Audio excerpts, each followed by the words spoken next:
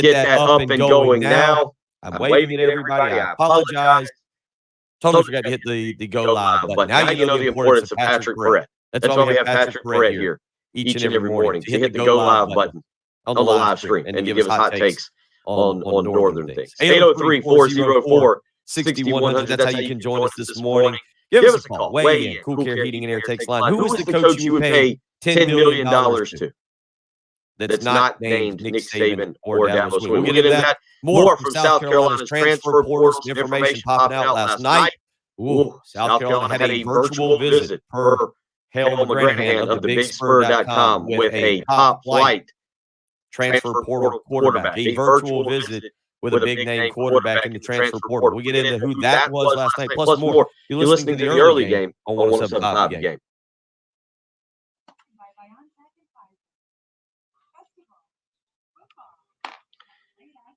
Totally apologize. Forgot to hit the go live button. I had it all set up, looking pretty. Patrick will be in a little while. And I totally forgot to hit the go live button.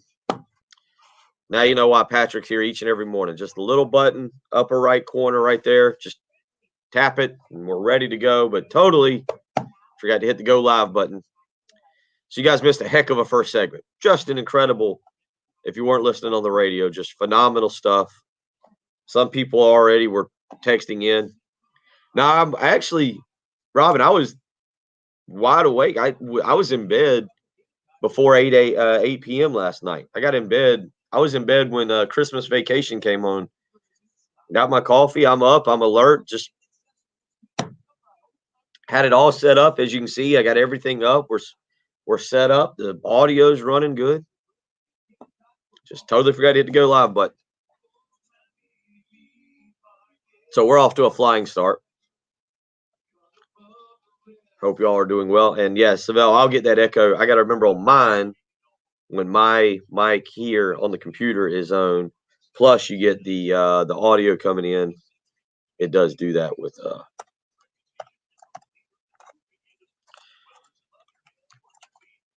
let's get you the lineup for today here.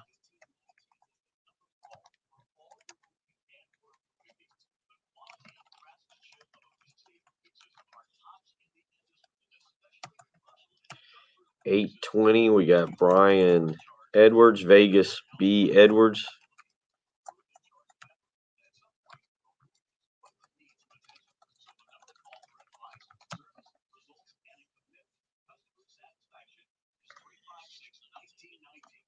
All right, now we'll get the little scroll going. Oh, there you go. Look, there we go. Look at me. Look at me.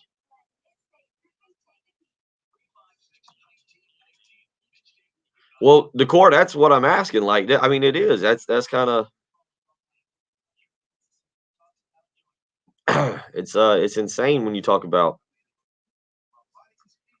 the amount of money that is being distributed by these.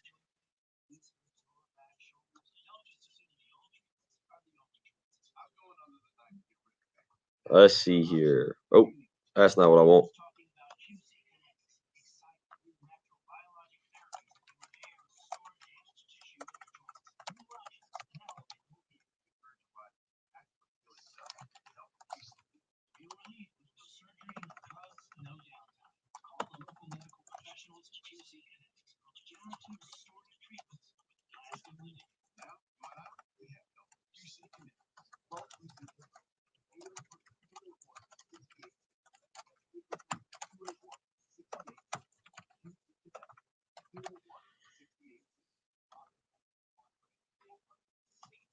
That's not what I want.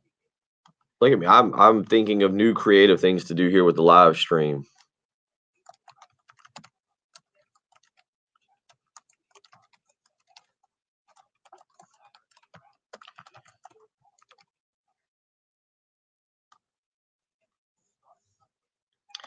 There we go. Look at us. Good morning, Craig, Terry. Yes, all kinds of moves. It's crazy out there. And yeah, again, I'm with you. I'm with you, Decor. That's why I kind of started out talking about it. But whew. Yeah, Robin, just again, I know if you've been on the live stream, you've heard us talk about this is where like Dan Patrick or Dan Levitar, they got these huge teams. Somebody's entirely just focused on the live stream. Somebody's entirely just focused on the text messaging. Somebody's entirely just focused on producing. That's not here. It's not here. We got a 3-man group, and it's tremendous when Patrick's here. That's why he's so good at what he does. Patrick's able to come in and handle the live stream and give y'all grizzled carrot hot takes. He will be along shortly. He was running a little late this morning. Busy morning for him. So he'll be along here in just a little while.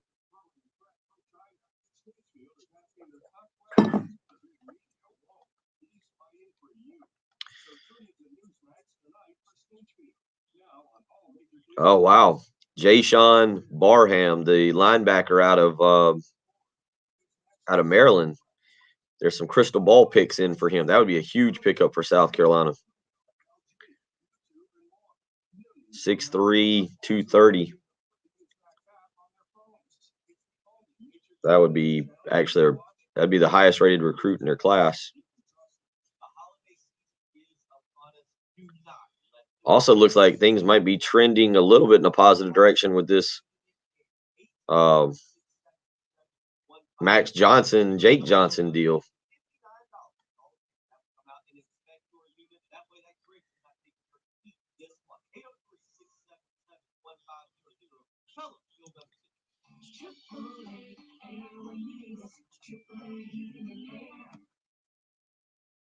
Hey guys, it's Jay Phillips from Integrated Media. Let me ask you something. When's the last time you tried to have work done in the house that actually went well? You had to call multiple times to get a quote for work. No one even called you back. What about when something was? He said to announce at 3 o'clock. That would be huge. No other way to describe that.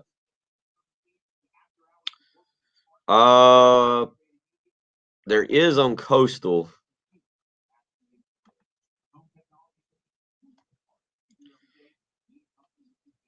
There is on Coastal. Let me give it to let's see. Carlton, Jackson State is minus 11.5 or 12 against South Carolina State. So Jackson State minus 11.5 or 12. Coastal is minus 10 against Northern Illinois.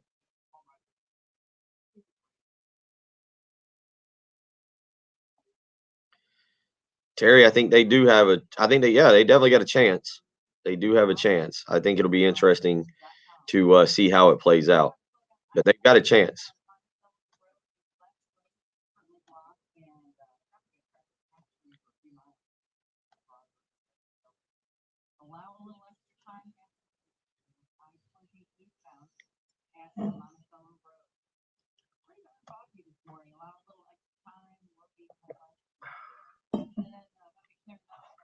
I love our text line. We're talking college football, and Billy, who's helped me before with the Smokey reference. I appreciate that. Monday, he actually helped me Monday. How's everybody feel about their Christmas shopping so far? Get most of it done yet?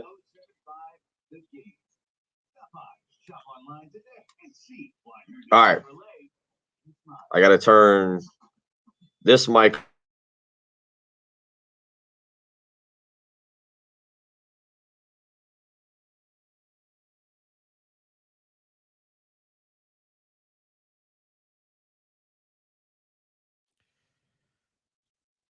Oh, do we have a special treat for you next week? Next Wednesday. You know what next Wednesday is? Do you? Next Wednesday. What's next Wednesday? Oh, Jen, way to buy right in. Next Wednesday is signing day, the early signing day. And here at 107.5 The Game, we're going to do a fun 107.5 The Game early signing day special with the boys from GamecockCentral.com. Guess who gets to host that? Yours truly, because I am the recruiting geek nerd. Is that it, or were you just the only one who was willing to do it? I'm the only one that's here at 9 a.m. Okay. Was really the reason. I was going to say, let's just be really honest. You and Patrick look like two motor cars racing out of here as soon as the show ends. Yeah, okay. I'm usually the one left in the dust, so I'll be doing it. But next Wednesday, early signing day, and we'll get into some exciting signing day news South Carolina might have here in just a second. But next Wednesday, early signing day, you can tune in 9 a.m. to noon. So for all of you who love me, and I mean, that fan base is massive. Isn't it true? You get 6 a.m. to 9 a.m., myself, Patrick, and Jen. And then from 9 a.m. to noon next week, we will preempt Dan Patrick, myself, Wes Mitchell, Chris Clark. We will bring you all the signing day goodness there is out there. We'll have some interviews with prospects that have committed or signed with South Carolina. We'll catch up with maybe a few other people as well. We'll talk with Chris and Wes, and we will break down the South Carolina signing class as we gear up for Shane Beamer's press conference announcing his first full recruiting class at South Carolina. So that is next Wednesday. Mark your calendars accordingly, 9 a.m. to 12 a.m. You can catch myself, Chris Clark, and Wes Mitchell as we bring you 107.5 The Game's early signing day coverage special next Wednesday. It'll be fantastic. It's actually going to be all day, 6 a.m. to 7 p.m., but we will have a special show 9 a.m. to noon next week. So for all you out there who are excited about marathon shows, you can get fired up. 6 a.m. to 9 a.m., myself and Patrick Perrett, and then 9 a.m. to 12 a.m. or 12 p.m. It'll be myself, Wes Mitchell, and Chris Clark. There is some recruiting news to get into. Last night, South Carolina hosting, this is per Hale McGranahan of thebigspur.com. The Gamecock coaching staff hosted a virtual visit with Spencer Rattler, the former Oklahoma quarterback. There is some back and forth occurring between those two sides. Now, Spencer Rattler has been kind of an interesting situation. He was going to go to Arizona State. That was his preferred destination. That's where he was going to go. And then Jaden Daniels, the very talented quarterback for the Sun Devils, elected to come back for his senior year. Well, Spencer Rattler is not going somewhere that he is not going to start. I think that's the only thing that would concern me about Spencer Rattler. You can talk about what you saw on the QB1 program. I've seen some tweets out there, the YouTube clip of him getting on one of his wide receivers. You can talk about his attitude at Oklahoma and maybe what happened there at the end of his tenure. You can talk about his performance this past year. The concern I would have is you've got a kid here who's basically saying, look, I'll come to your program, but I have to be the starter the moment I step foot on campus. I'm not battling for the quarterback job. It's my job. I'm coming there strictly. You're naming me the starter from day one, even if you don't do it publicly. I think that's the only concern. Most of these kids need to have an understanding, hey, you got to come here and earn the job. Now, South Carolina, Jason Brown, Luke Doty, Colton Gauthier, Braden Davis will be on campus. Who knows? Spencer Rattler would be at least a guy that would be interesting from the standpoint of he's a one and done. He's coming in as a hired hand to get you through the 2022 season. And when you factor in that it looks like Josh Vann will be back, according to Phil Kornblut of Sports Talk Media, Sports Talk Network, he will be back next year, deciding to skip the Senior Bowl. It's not bad. Spencer Rattler, in terms of just pure talent, is up there on the South Carolina roster. I don't know how good pure talent-wise Luke Doty is. We need to see more of him. We've seen him on the field for about 7 games now.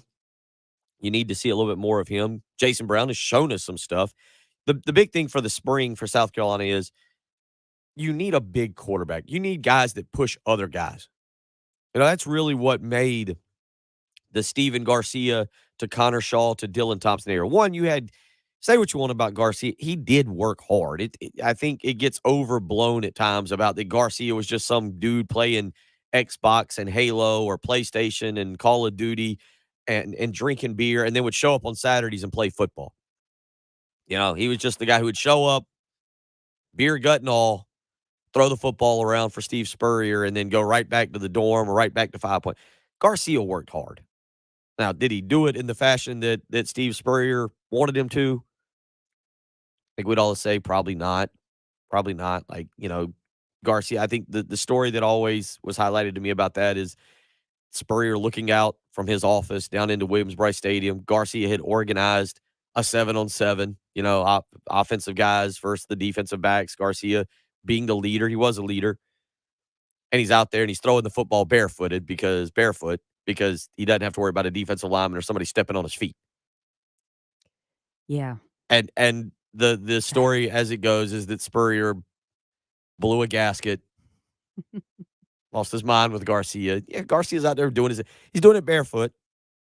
But that was the difference. Spurrier was like, well, if you're going to be out there throwing, you need to have your cleats on just like you would in a game. Mhm. You're not doing this barefoot. I don't care how nice the turf is at Williams-Brice Stadium, how hard the grounds crew works to make it where you can go out there barefoot. But Garcia pushed Connor Shaw. And Connor Shaw, we know how Connor Shaw was. We know the mindset. We know the athletic ability. We know everything about him. But Connor Shaw was a very hard worker. And he pushed Dylan Thompson. And Dylan Thompson was an extremely hard worker. And he pushed Connor Shaw. And you had great competition. And that gave South Carolina, honestly, their best quarterback run maybe ever, really, from 2010 to 2014, 5 years. That's what prompted it. And South Carolina needs that here this coming spring. You need a guy like Jason Brown, who, by all accounts, is going to do everything asked, is going to stay late, is going to work his rear end off. You need a guy like Luke Doty, who fits that same mold, who's going to do everything asked of him, who's going to work his rear end off. It's total dedication to football. You need a guy, from what I've heard so far, of Colton Gauthier, who's going to do the same thing. And then you bring in another guy. And that's what South Carolina needs. Guys that push one another to get better, to just absolutely be better, to study a little bit longer. You can be friends off the field, but you got to think, I want to beat that guy in the film room. I want to study a little bit longer than him. And South Carolina has not had that. They have just not had that at the quarterback position. You haven't had a room. And I'm not saying, again, these are the most talented guys in the world that are there, but you need hard workers that push each other, where one guy says, well, that guy stayed until, 7 p.m. watching film. I'm going to stay till 8, or I'm going to go back to my dorm and study a little bit longer.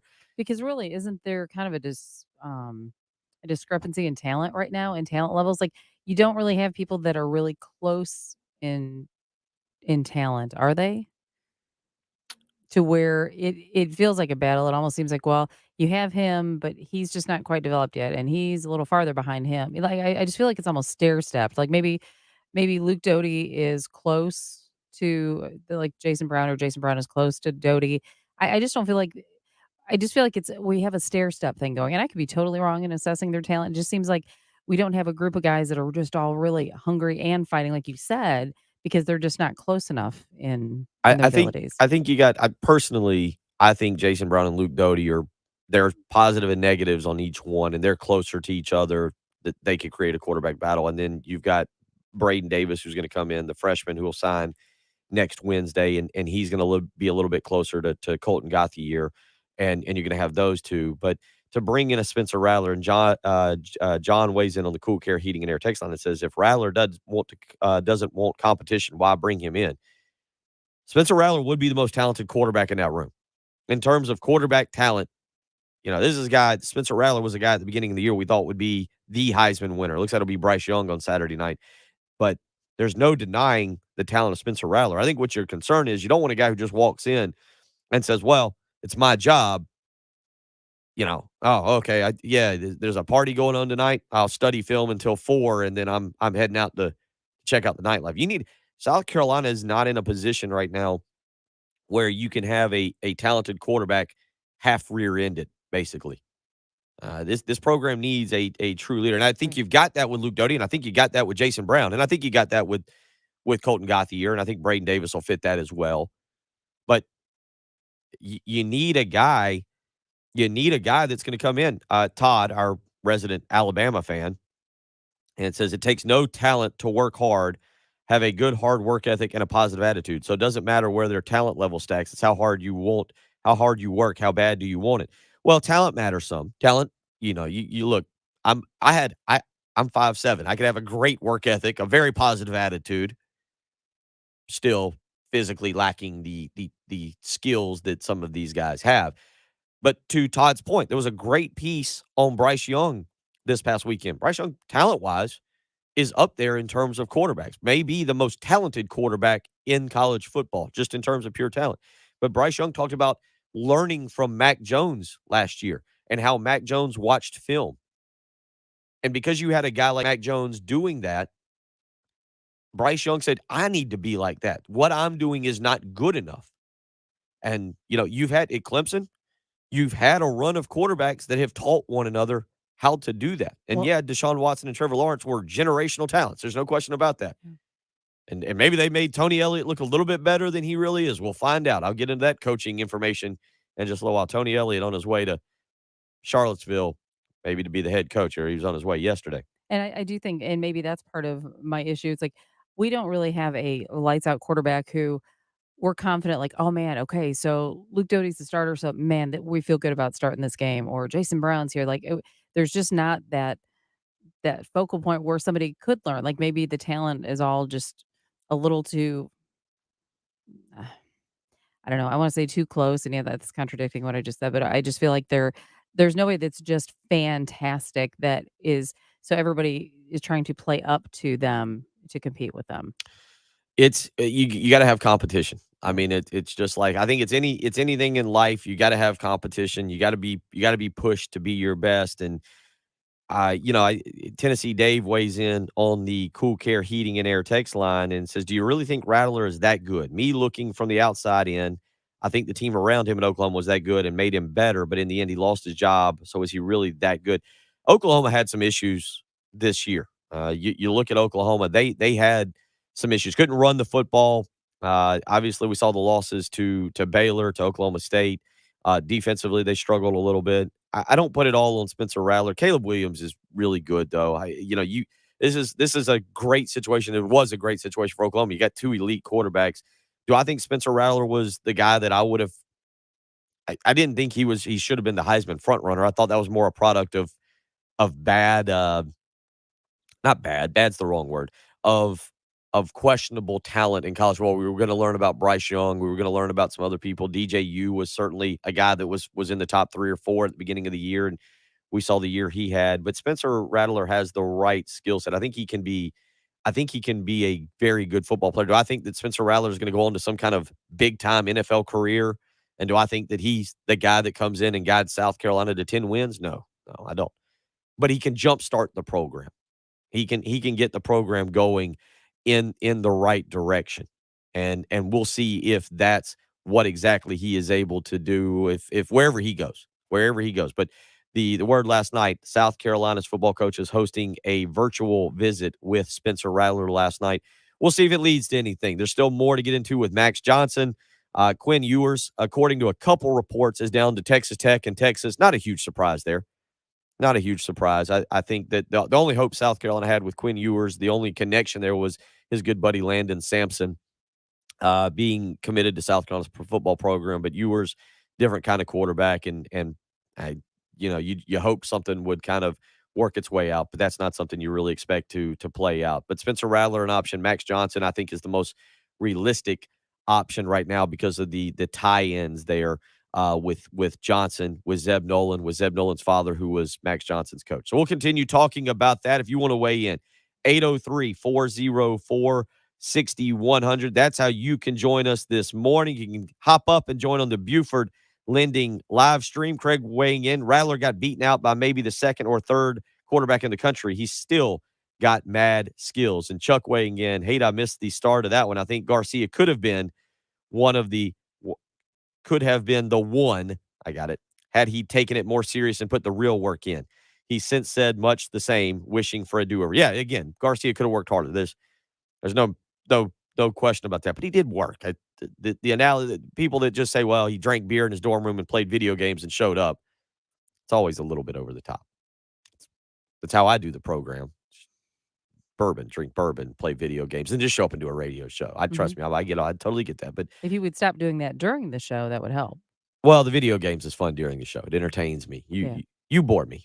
I know. You bore me. Yeah. Your awful NASCAR picks. 803-404-6100. I'll get to more of your thoughts. Jason, QB1 won't matter if we can't block for him. I'm not a Spencer Rattler fan. We'll continue on talking about that. Patrick Perrette due in just a little while. See a bunch of you jumping in on the Cool Care Heating and Air text line. You're listening to the early game on 107.5 The Game.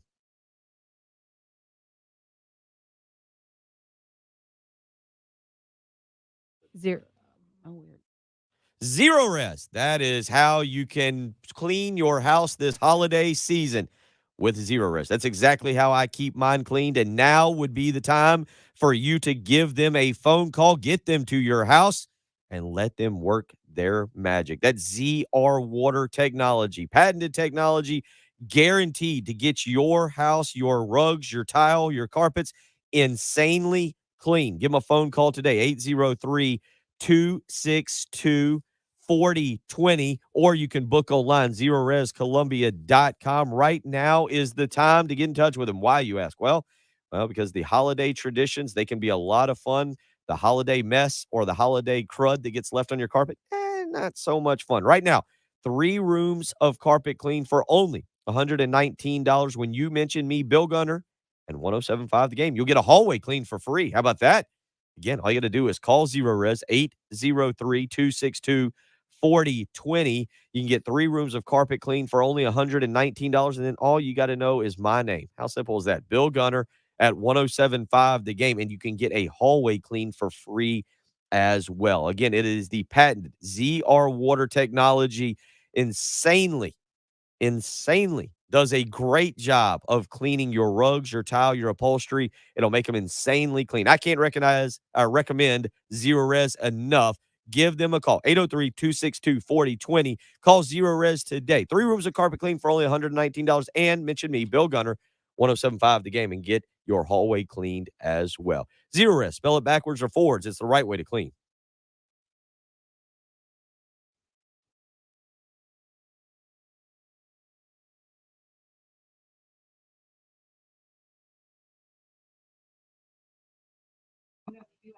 Oh, good times, good times.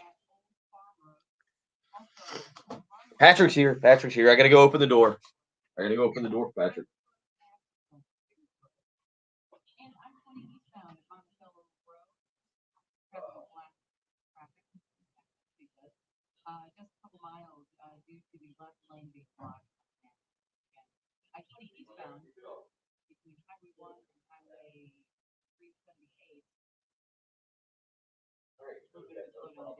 Plenty of topics coming up. Got some guests. You know who we got, Brian? Brad Edwards at about 7:40 and Brian at 8:20. In between, we'll get your take on the Spencer Rattler virtual visit. What else was yesterday? Oh, and then I was bringing up the Jimbo Fisher stuff. I don't know if you listened on your way in, how much you were able to.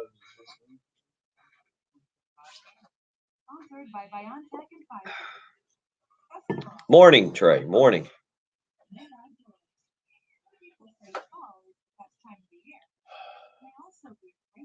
So I did hit my head very hard last night. You did what?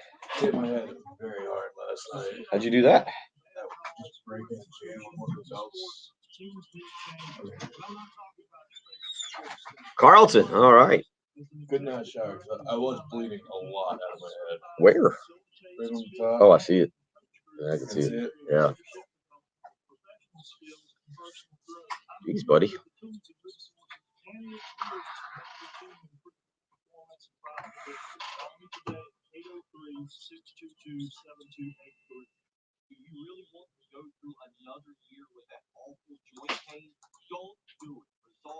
Did you see the text? No, I mean I walked away. That's cool. I'll give you the 7 o'clock hour doing that, but Did I? Oh, you did send it 6:16. I didn't see it. That's all right. We were able to roll. You're quick and easy. Okay, I'm getting you the promo sheet. She does not have anything in there about the signing day thing yet. So I just did like a quick one line about it. But if there's more I can add. Okay. Natural biologic. Patients rave about it for hip pain relief, knee pain relief, shoulder and back pain relief. Don't let them keep giving you steroids and don't let them tell you your surgery is your only option. Get a free second. I guess we need to tell somebody, and maybe they have not put in an order in yet, or first put it in promos. Because you would think that we should be promoting For the signing day? Yeah. Yeah, I mean, I guess I just need to let Terry know. They sold it? No, it's taken care of. I mean, it's just, I don't know if it's sold or not. We're still doing it. But, Yeah, I'll send them to her. yeah, we just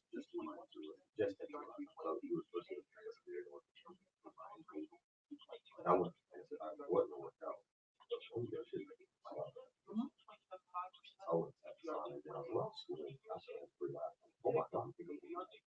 Down the back is one, down the back is I was trying to sit.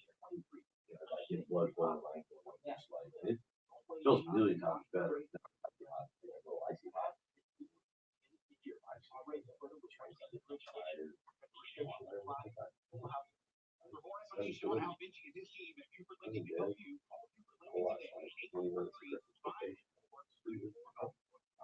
Working out, Phil. I was asleep like I woke up around 11:30.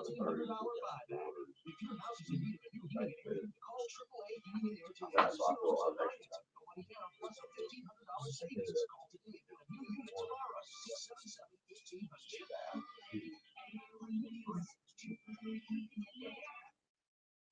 From the Heritage Chevrolet Studios, this is 1075 The Game. Stop by, shop online today, and see why Heritage Chevrolet makes you smile. Download the TuneIn app. Yeah, basically, we have no time here. Game with you wherever you go. And now, back to the early days on 1075 The Game.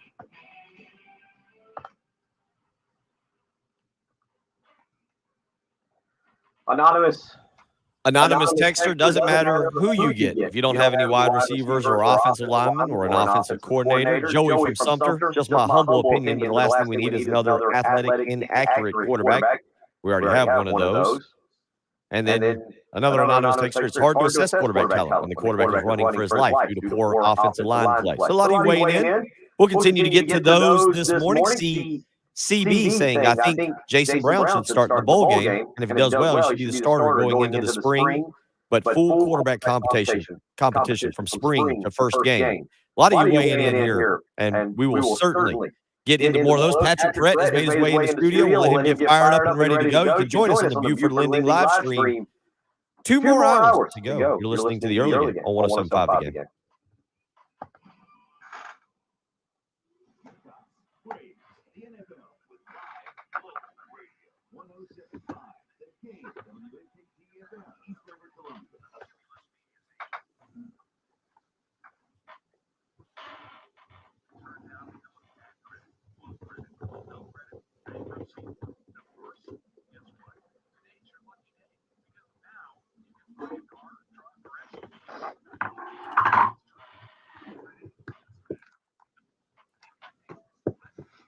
I'm gonna have to wear these things like earmuffs. It hurts. Backwards.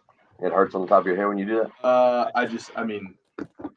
Yeah, but also there's like dried blood on there, and I don't want to be touching the headphones with that. Yeah, it's very nice. Just generally. Is my mic here in the correct program so I don't go in there? Thank you. All right, now you should be able to. You should be good there. DC, but the thing is, kids don't. You'd be surprised. I mean, look, you know, most of these kids, worst offensive coordinators in football, but some of the kids aren't looking at it that way. They think, hey, he was a bad offensive coordinator because he didn't have any quarterback talent. If I go there, I'll help him. The view of the fan is not always the view of the recruit. Because you're right. Like, I mean, why would Braden Davis had other offers? And, Landon Sampson could go elsewhere.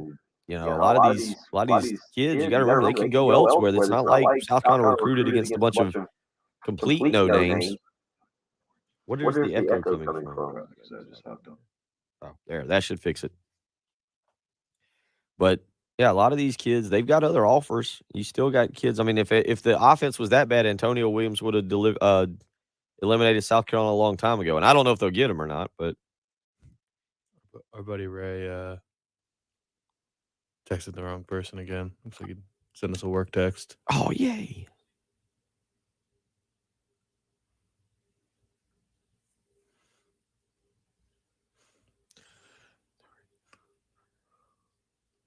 I like to imagine that he sent.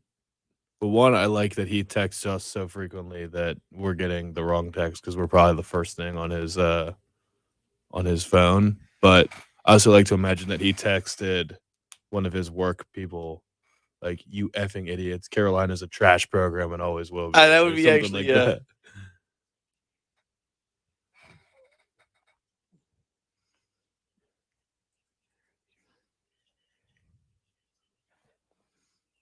I feel like I should.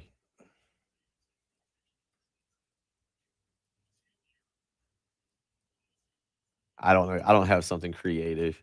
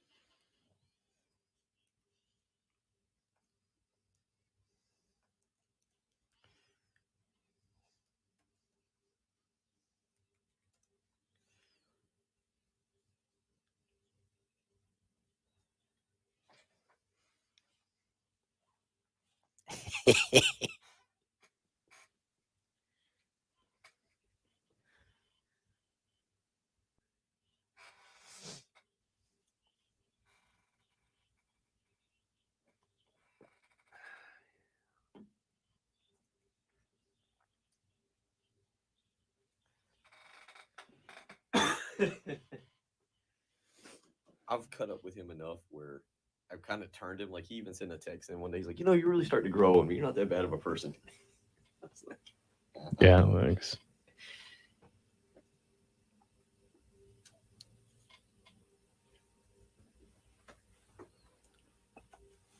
oh, Robin wants to know. Robin's checking on you.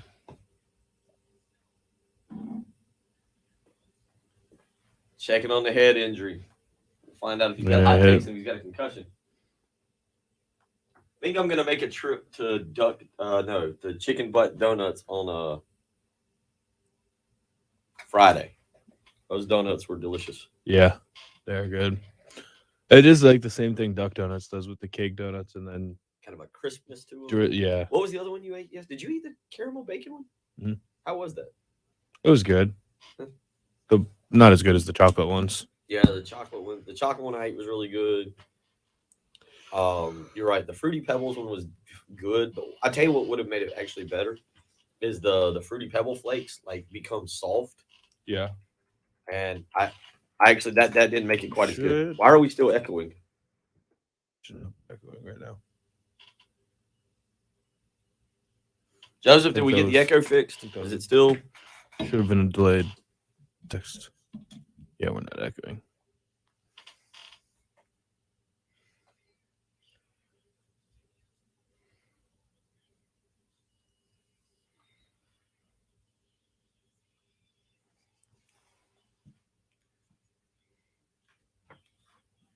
Well, their most popular is the maple bacon. Yeah, I'll probably go to like then have some for the kids for this weekend.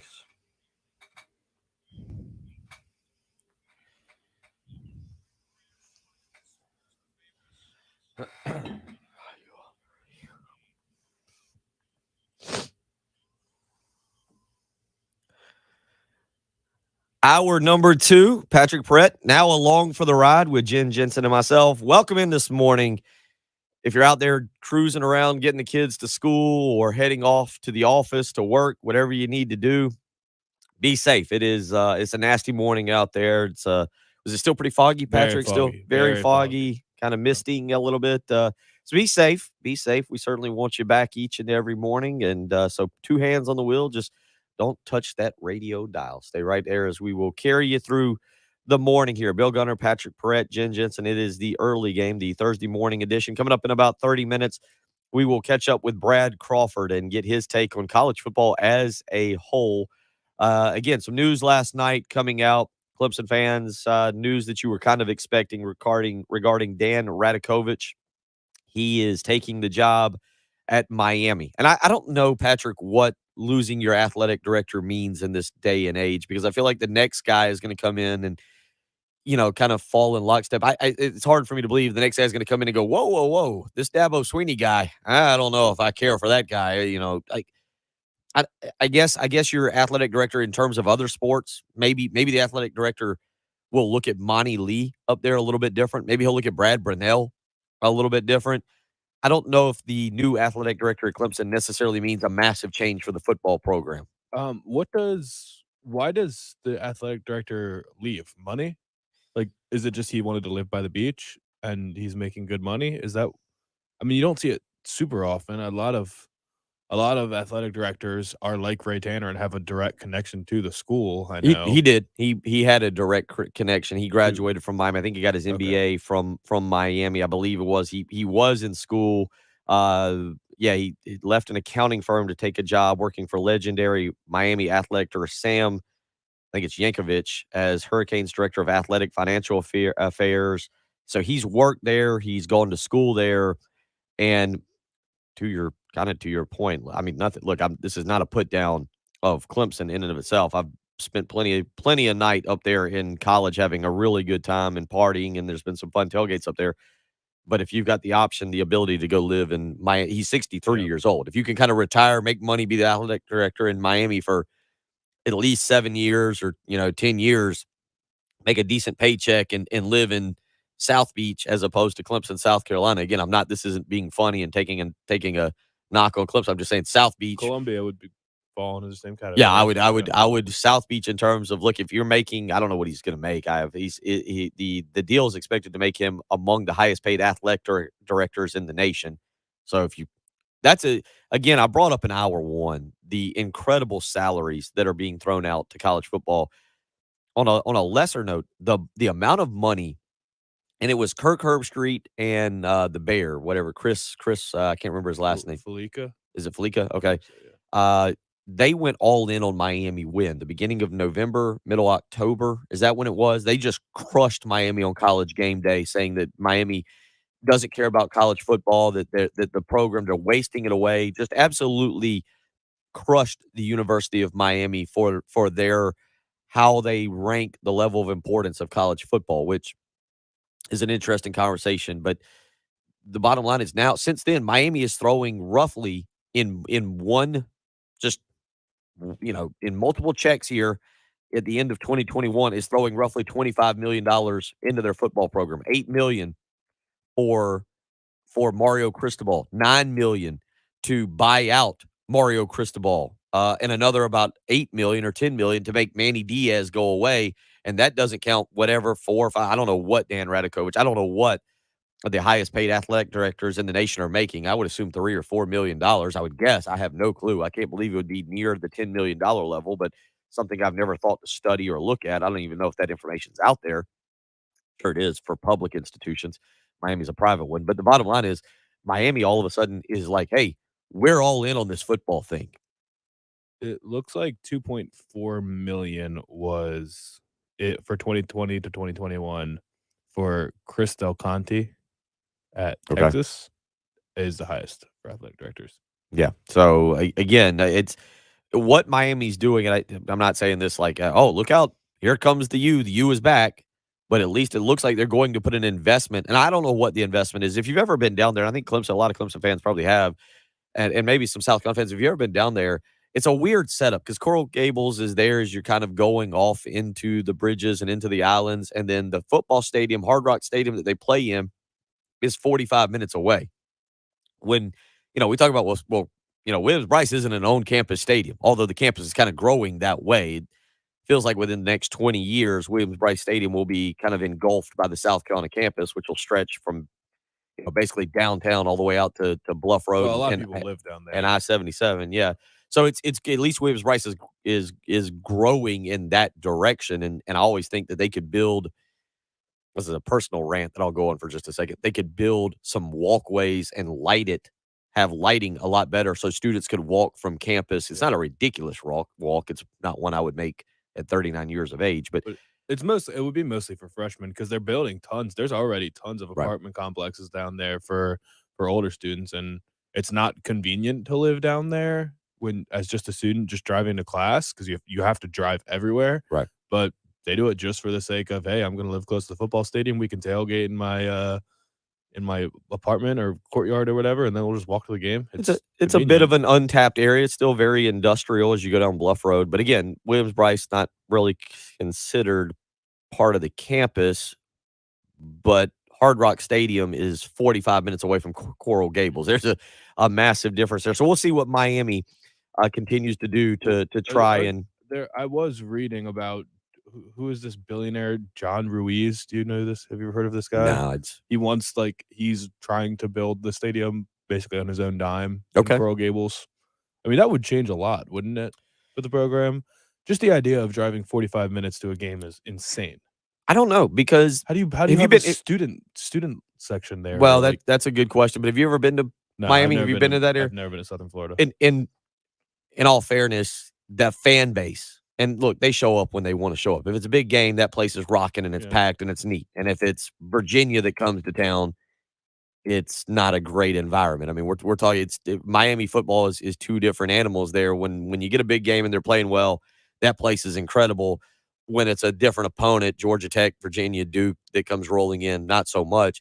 But it might be a thing where you put that stadium further south that makes it harder for 45 minutes and all of a sudden to drive from Mhm. Fort Lauderdale for the fan down there. It might feel a little bit different. We'll see what happens. But yeah, Miami plucking Dan Radakovich out of Clemson last night. And as one of our text messengers, Andy says Dan will be replaced by someone in the department already.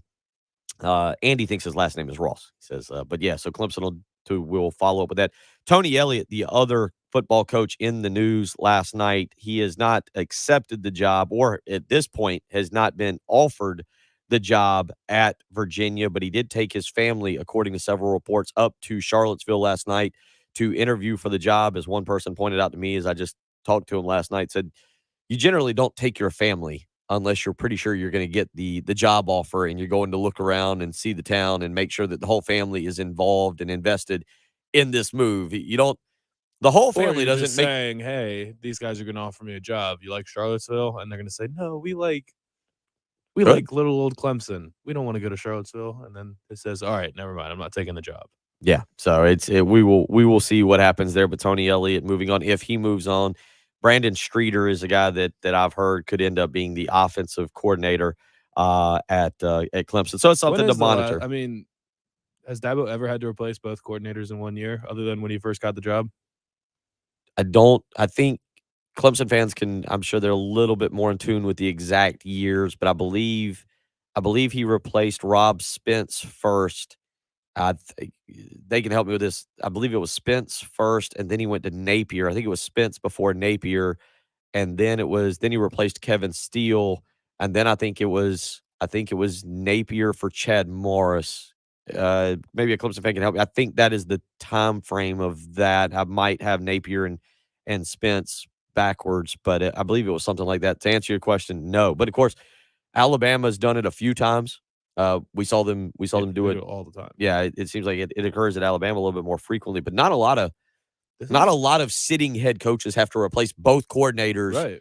in the same year. This is a pivotal couple months for Dabo. I mean, this makes their bowl game really important. You're playing not a name brand team. Your momentum is, I mean, for this year is going back up again, but your program was trending downwards for most of this year, or at least to the standard that you expected.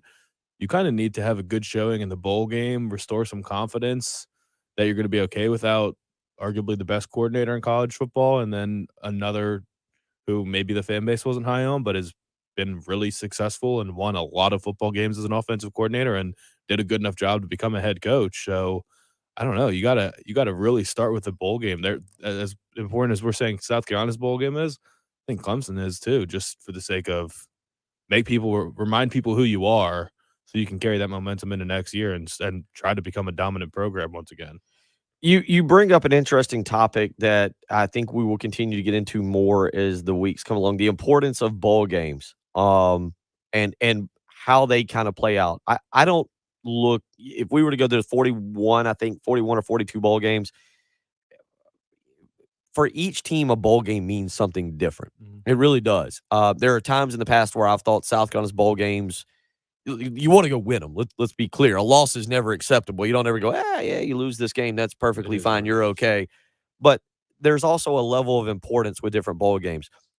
I sat here and really banged the drum when South Carolina was going to play Virginia in the then Belk Bowl and said, this is an important game. South Carolina really needs to win this game because it gets you to 8 wins, which still, South Carolina, yeah, that was a great run of 10 wins, but South Carolina doesn't exactly have a history of 8-win seasons, and it would have backed up a 9-win season at the time. It would have given South Carolina back-to-back bowl wins under Will Muschamp, and I really will continue to this day say that bowl game, if Will Muschamp wins that, the momentum you get going into the offseason. Now, that bowl game was as ugly could get. That was as bad a game as you could have. Like, it's one thing to lose 28-24 on a last-second touchdown or something, and you feel bad about that. It's another to get blown out 28-0 and not be competitive for 3.5 quarters, essentially. So that game not only was bad from the standpoint of you lost, it was bad from the way you lost. But I thought that was a very, very, very important game for the University of South Carolina at that time under Will Muschamp, trying to build back. And if he wins that, I'm not saying that all of a sudden Will Muschamp turns the program around and we're sitting here in a different position today. But I do think that there was a level of importance to that football game that ended up being the use the Wall Street analogy. There was a straight downturn after that. Yeah. The bottom dropped out, and obviously it did. They only won 6 more games under Will Muschamp's watch after that game, and it was such an ugly game. So I thought that at that time was an extremely important game for South It Carolina. leaves such because it is the last game. It leaves such a bad taste in your mouth when you lose that ugly. It was well, but again, I thought they just needed to win because 8 wins, they would have finished that season 8-5. It would have been kind of an up and down year. You had Florida on the ropes down there. That's another game that people point to, but you had Florida on the ropes down there. 8-5 following up the 9-4 season. You really could have sold some things. You get just demolished in the bowl game. You finish 7-6, and again, as we know, things never. Rico, you went back to Charlotte the following very next September, game, yeah. and you lost. Clemson, to your point, I don't think this game is that. There's going to be so many changes with Clemson in the offseason that from an overall program standpoint, I don't. It's nice to win. It would give Clemson 10 wins, and that's something that Tiger fans and Dabo Swinney can hang their hat on. But Clemson losing this game or winning this game is not going to define their future. And I'm back and forth, and we'll get into this more as we go through the coming weeks. I'm back and forth on what South Carolina's game means because there's a part of me that says, well, there's going to be some changes regardless. That some things are going to have to be changed for Shane Beamer regardless. You win, it's a great deal. You were playing with house money. You lose, that's okay. You were a 7-point underdog. It's North Carolina. They're expected to be better than you. It's year one. You weren't expected to be. If you lose, it's okay. There's another part of me that says, well, you've kind of been treading on thin ice all year. There's been good performances, and then there's that last game we saw that was really negative. And a win here really makes you feel good about year number one. A loss here, and maybe you don't have the same fuzzy, warm feelings. Like I'm back and forth on the importance of this game from Shane Beamer's standpoint and program standpoint, because I can sit here this morning and say, yeah, you win this game. Okay, you've really taken off the program in year one. You've done things that were not expected. You weren't expected to go to a bowl. I don't care that the schedule ended up being easier than what we thought in August. You still got to a bowl, and you won it. And not only did you win it, you beat a team that you got to compete against in recruiting. Mhm. So, yeah, it's a must-win. I can also say, well, again, your expectations were so low this year that just going to a bowl game, and again, I don't care how bad the schedule ended up being, just going to a bowl game is more than acceptable for a quality first year. So I'm back and forth on that, and we'll get into a discussion later on about what this bowl game means for South Carolina. But I think, Patrick, from a Clemson standpoint, you see Venables gone, likely Tony Elliott gone. Again, throw in Dan Radakovich, but again, it's not like he's out there calling defenses or offenses or recruiting players. There's going to be so much change with Clemson in the offseason and what Dabo Swinney does and the transfer portal, and he's got 13 recruits in this class right now. I don't think this is important to win the game, but if you lose, it's a footnote in what was a down year for the Tigers. Well, for every team, what you do in the bowl game is going to play a bigger role probably than it should in just shaping the narrative going into next year. Like, that's what I'm curious about for Clemson. If Clemson comes out there and wins their bowl game by 21, 28 points, and they say, okay, well, Clemson really just dropped a couple games that they shouldn't have. They didn't they didn't look great at the beginning of the season, but you know what? Their talent shone through at the end of the year. Are they going to be a top 5 team next year? Or is it right back to this is the Clemson we all know and remember? Or is it gonna be Clemson's in that next tier after Alabama, Georgia, Ohio State, whoever else? Like, is that where are you expecting Clemson to end up in the preseason? That's kind of what I'm saying. Like, are they gonna end up being the like number 13 or 14 preseason team, or are they gonna be right back there in the elite of the elite? I think because there's going to be so many changes, there's going to be a ton of questions. We Well, don't and know. nobody's been impressed with their quarterback. Uh, I mean, again, there's going to be a lot of questions regarding Clemson when we go into 2020, or excuse me, 2022, and certainly they'll have some talent to be able to answer those things. But the coordinator situation, Kevin weighs in and says, "LOL at calling a bowl game important." I'm telling you, there are for certain teams, bowl games are important. There are certain situations where this ball game it goes beyond just getting the practices. It goes beyond again. I had this discussion 2 years ago regarding South Carolina and Virginia, and one person said, "No, it's not important. South Carolina's more than achieved what they needed to this particular year." And I said, "No, this is important." Now, again, if South Carolina beats Virginia 41-0, that lovely, beautiful, chilly day in Charlotte, are we sitting here with Muschamp on a string of 8 wins? I don't know. Who knows? I have no clue. But RL said sometimes the negatives of a loss and the positives of a win are not the same.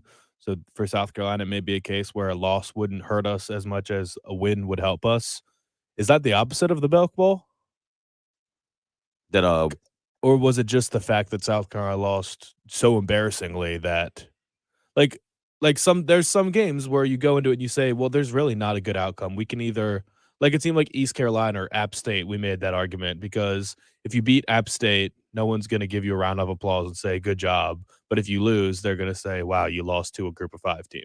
Like that's embarrassing. Yeah, we'll get more into that. We'll continue the importance of a bowl game. Brad Crawford coming up in about 20 minutes to give his take on everything going on in college football. Brian Edwards of Vegas Insider and MajorWager.com in about an hour. If you want to weigh in, 803-404-6100. That's how you can join us if you want to this morning. You're listening to Bill Gunner, Patrick Perrett, and Jen Jensen here. It is the early game on 107.5 The Game.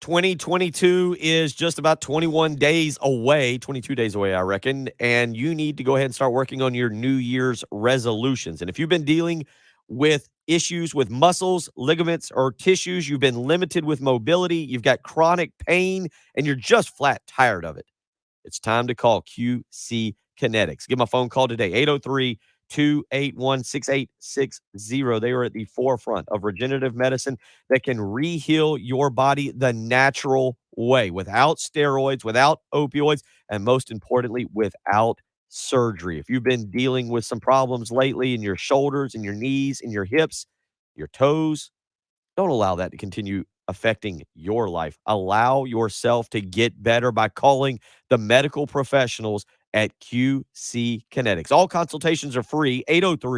803-281-6860. Get your consultation today and work toward getting your lifestyle back in 2022. If you've been told surgery is your only option, don't listen to that. Try the medical professionals at QC Kinetics. Phone call today. That is how you start the process to getting your lifestyle back in 2022. 803-281-6860. None of us want to be trapped in the house, stuck on the couch, laying in the bed with issues. If you've had inflammation, if you've had muscle soreness, ligaments, tissues, all those issues that are holding you back from living the lifestyle you want, and you're being told surgery or steroids or opioids is how you get it fixed, don't listen. Call QC Kinetics today. 803-281-6860. That's QC Kinetics.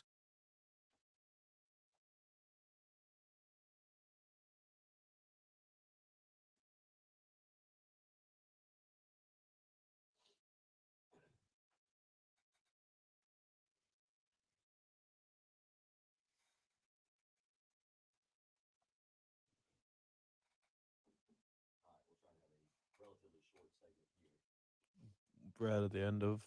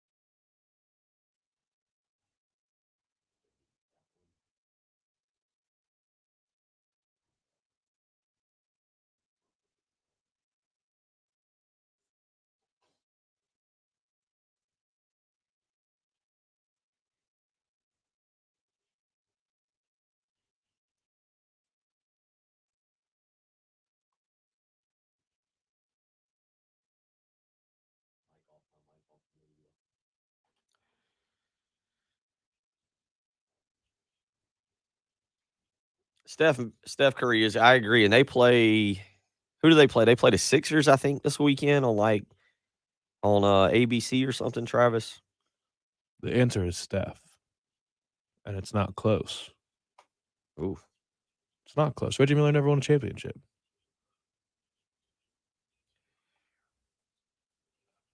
And Steph is by far the greatest shooter of all time. I respect Reggie Miller. It's not like a young person doesn't respect the older guy take, but Steph is one of the 5 or 10 greatest players of all time at this point. What he's done is undeniable.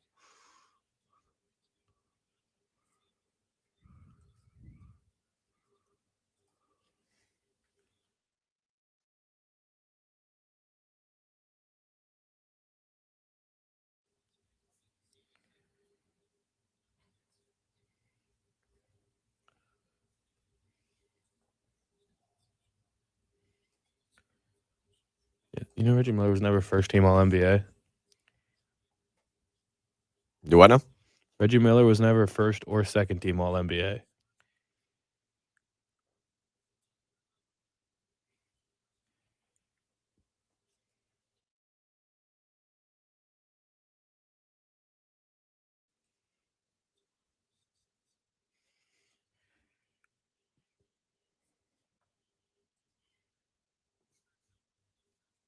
That I cannot say. Probably not. Just my gut instinct would be probably not, but he and Reggie aren't close, unfortunately for Reggie.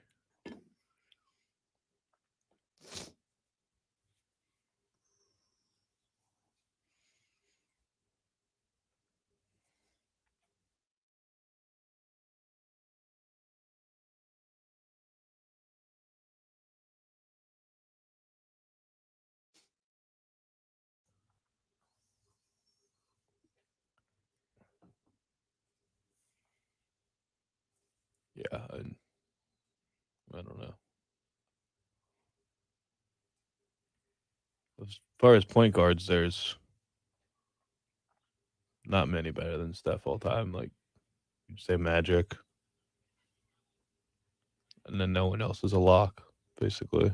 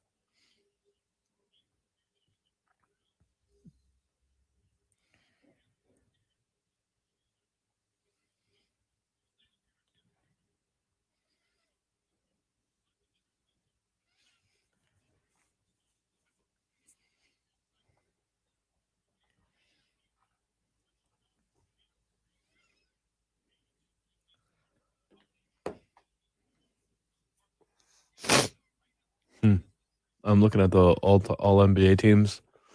The best Reggie ever did was third team, and he did it 3 times. But the people he was behind, first time was Stockton, Penny Hardaway, Gary Payton, and Mitch Richmond.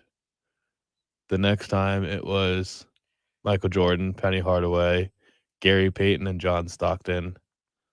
And then the last time it was Michael Jordan, Gary Payton, Tim Hardaway, and Rod Strickland.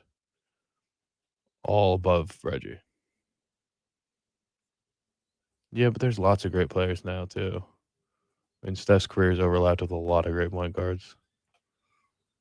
Okay, so that next break is about 6.5 minutes. Yeah, it's gonna be quick. So you're wanting us to do a quick segment, do the break, and then call Brad? Take it to the end too. Is it Crawford? Crawford, yep. Okay. Right. Okay, I didn't know which direction you were going. Call him now or call him after the break. Okay. No, we'll 7:40. I mean, I'm gonna try and make this quick. We'll read a couple texts. I'll probably do something and then try and get out by 7:30. 7:30 now. I'll try and be out by 7:36. Oh, we're back now, so that'll be even better. Yeah. What time do you want to get out by? 5 minutes.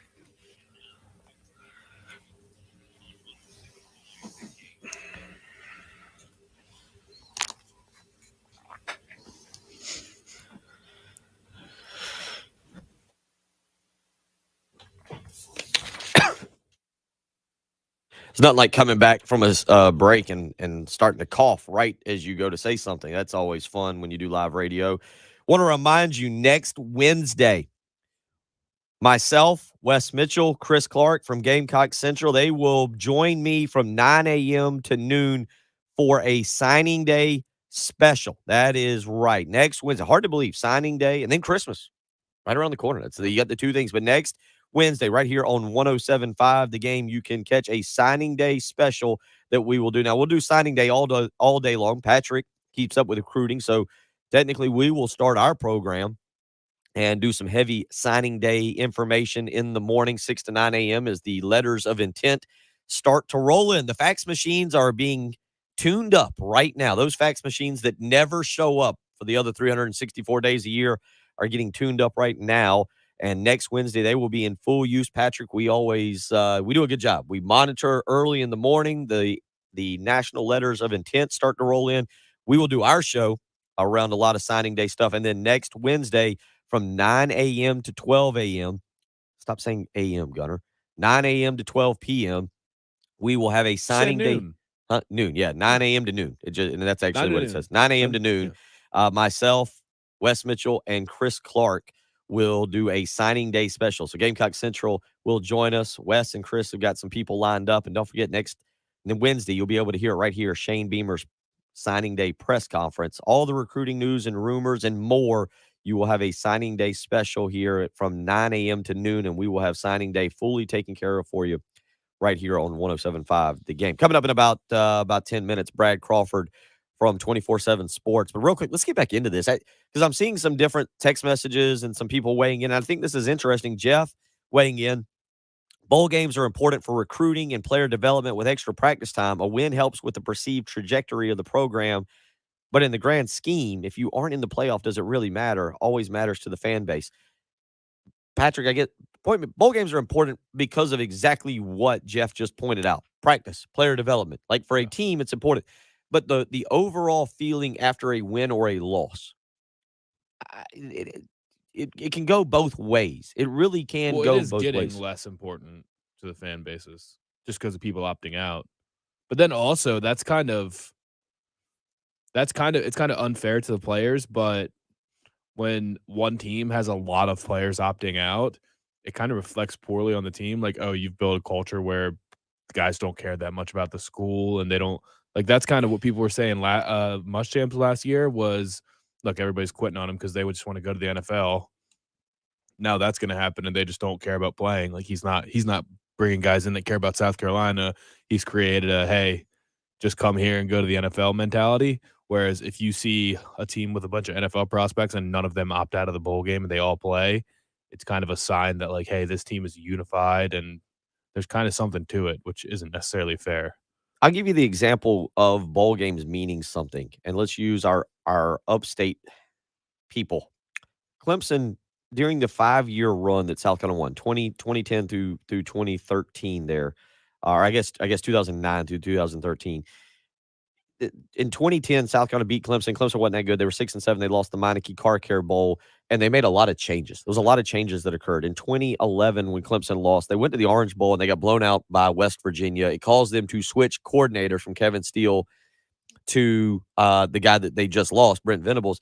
But when they lost for the fourth straight time, Clemson lost to South Carolina. They were 10-2 on that year.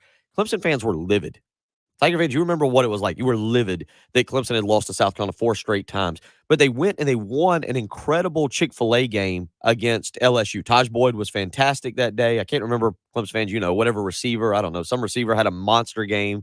Can't remember which one that was. But it made Clemson fans and it made the program feel better about themselves after the South Carolina loss. So Clemson lost that game, even with a 10-win season. That fan base was ready to run Dabo Swinney out into the mountains. They had seen enough. He lost 4 straight to Clemson. It doesn't, or 4 straight to South Carolina. It doesn't happen. And he was livid. The following year, they lost their 5th straight game, but they went and won the Russell Athletic Bowl. And again, it just gives you a happiness going into the, hey, they won 10 games. They were happy. They were content. Yeah. It was important back then. And then we know that, they won the Orange Bowl in 2013, their last last year. They won the Orange Bowl, and they felt better about themselves. They felt better about those bowl games mattered. They mattered, and they kept the fan base. They kept the program going, and then we now know what it developed later on. There are bowl games that I think end up being extremely important.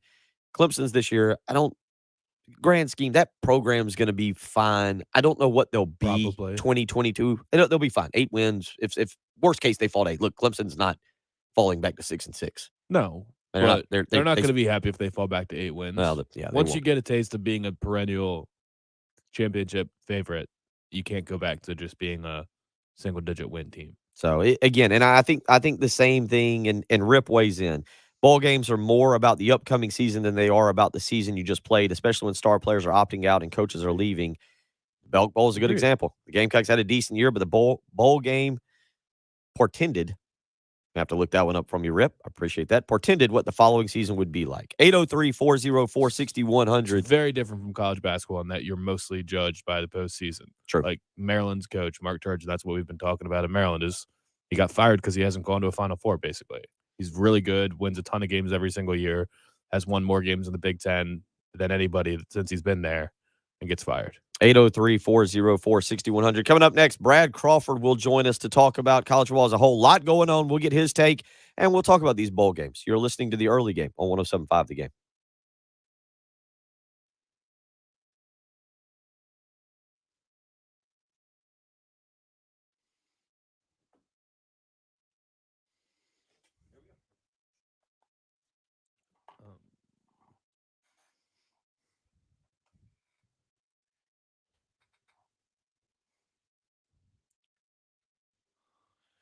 Yeah, they just showed a stat on SportsCenter that Steph had his 22nd game with 10 threes yesterday, and he's got 22, and the next best is 5, and that's Klay Thompson, and then after that, no one's done it more than 3 times. He's so much better of a three-point shooter than anyone else has ever been. It's actually insane. And he's 10 away from breaking the all-time record.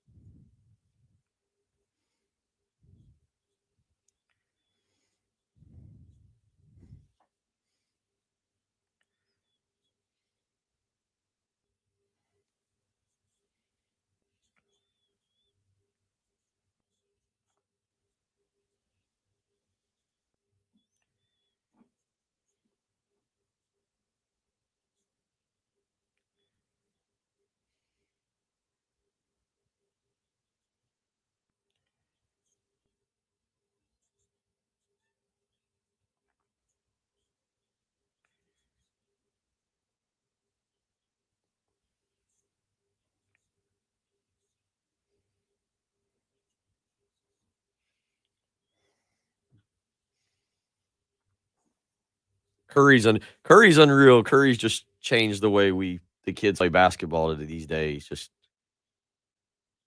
unbelievable. His shots barely hit the net.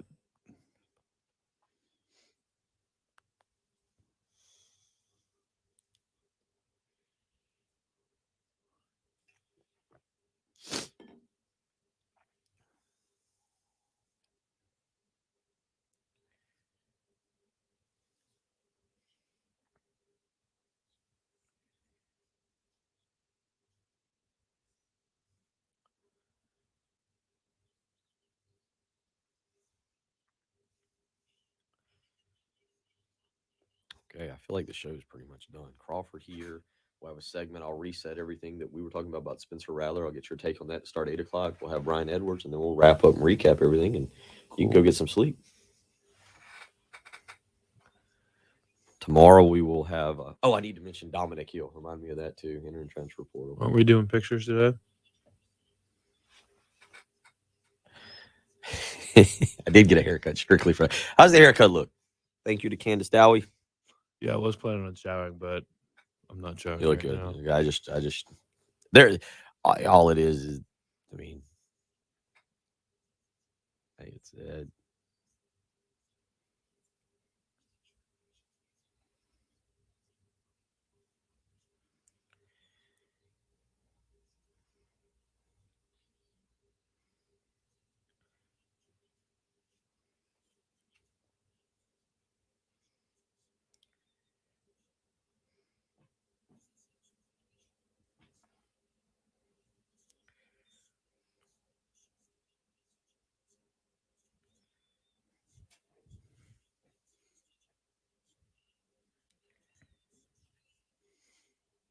Brad is ready.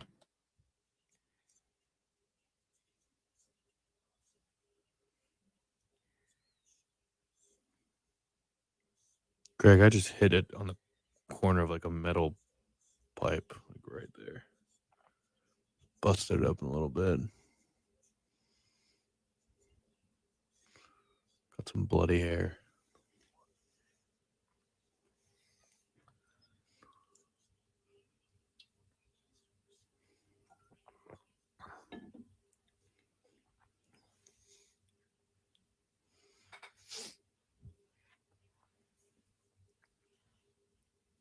just banging his head out there. Look, that guy's working so hard. Yeah, we'll throw that up there for you.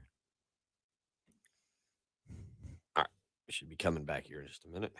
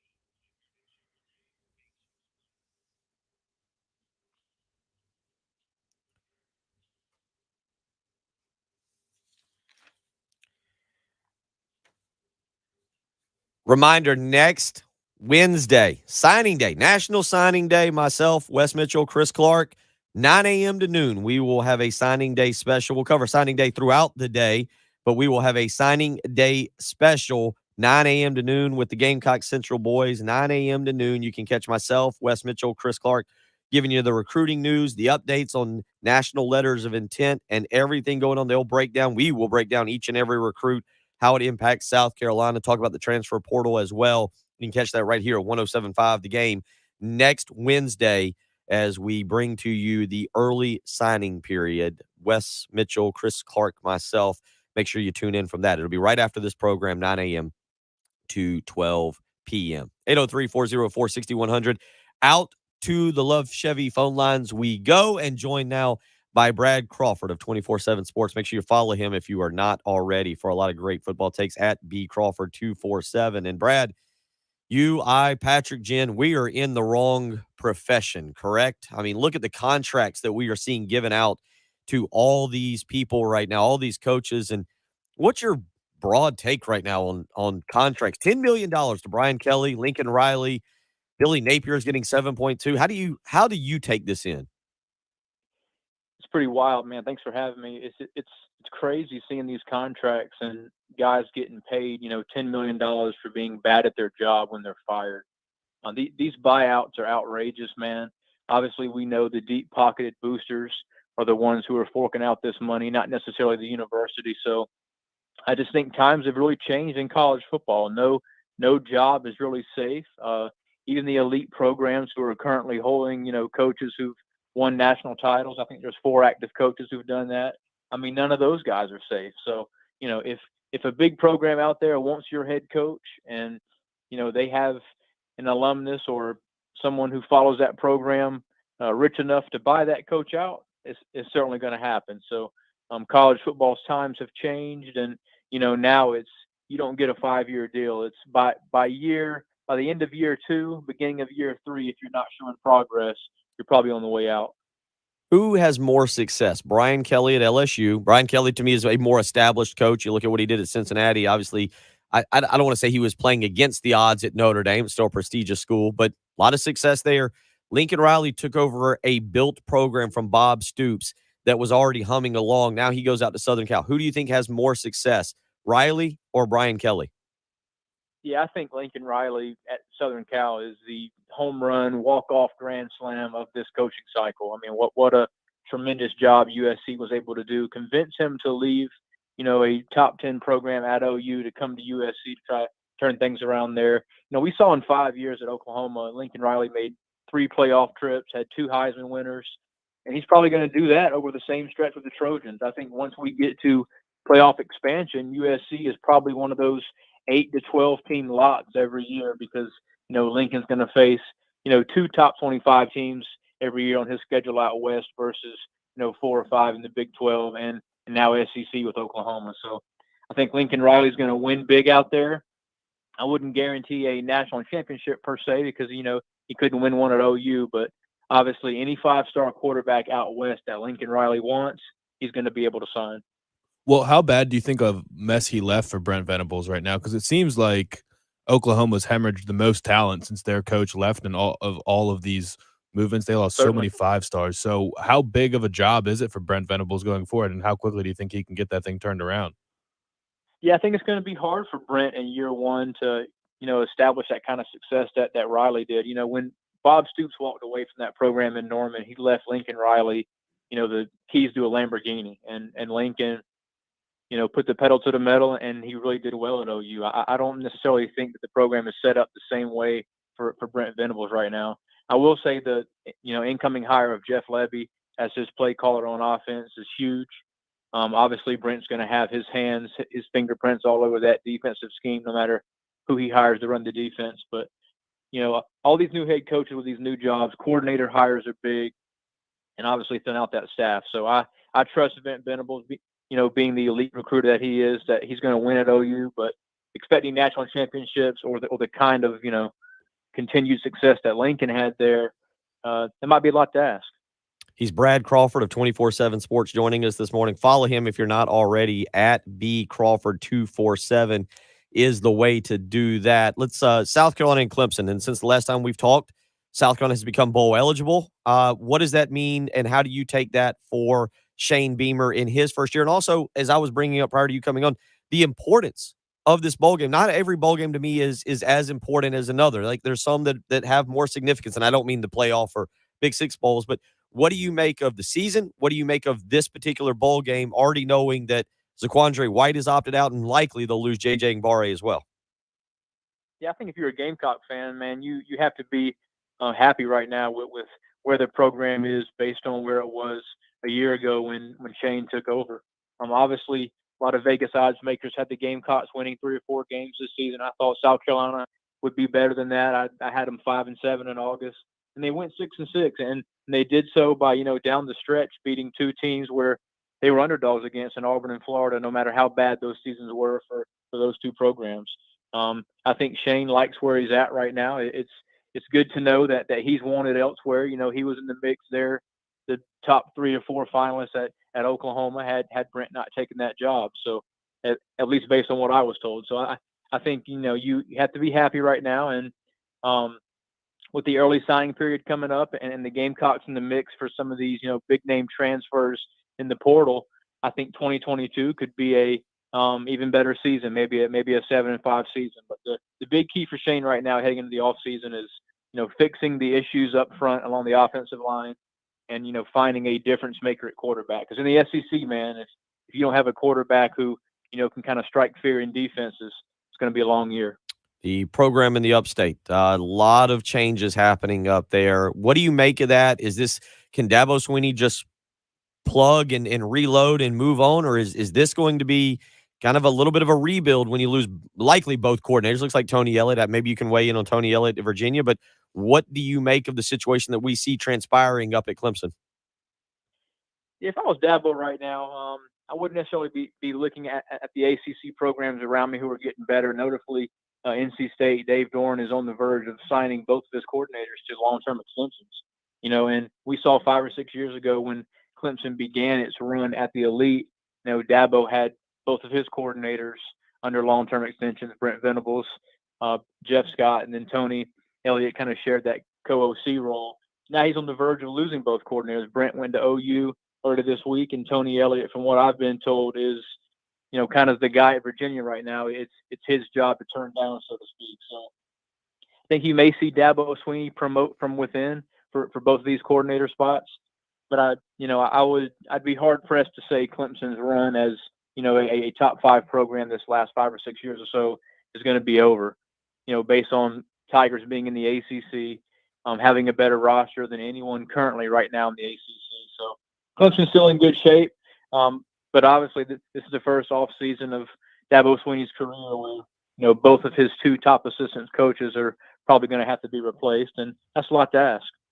Hey, Brad, we've barely talked about it this week, but I just saw the banner on ESPN and it reminded me that the Heisman's in 2 days. I think I saw you on Twitter saying the same thing that I said earlier this week about it's a crime that Will Anderson is not one of the finalists. What do you make of that? I mean, explain how good Will Anderson is for people that don't know, and what do you just kind of make of it? It seems like a weird year. Everyone's talking as if Bryce Young is. I mean, it seems like it's just a done deal. I don't necessarily think it should be, but what do you just make of the award? Just obviously it's a quarterback award, and do you see that as a problem?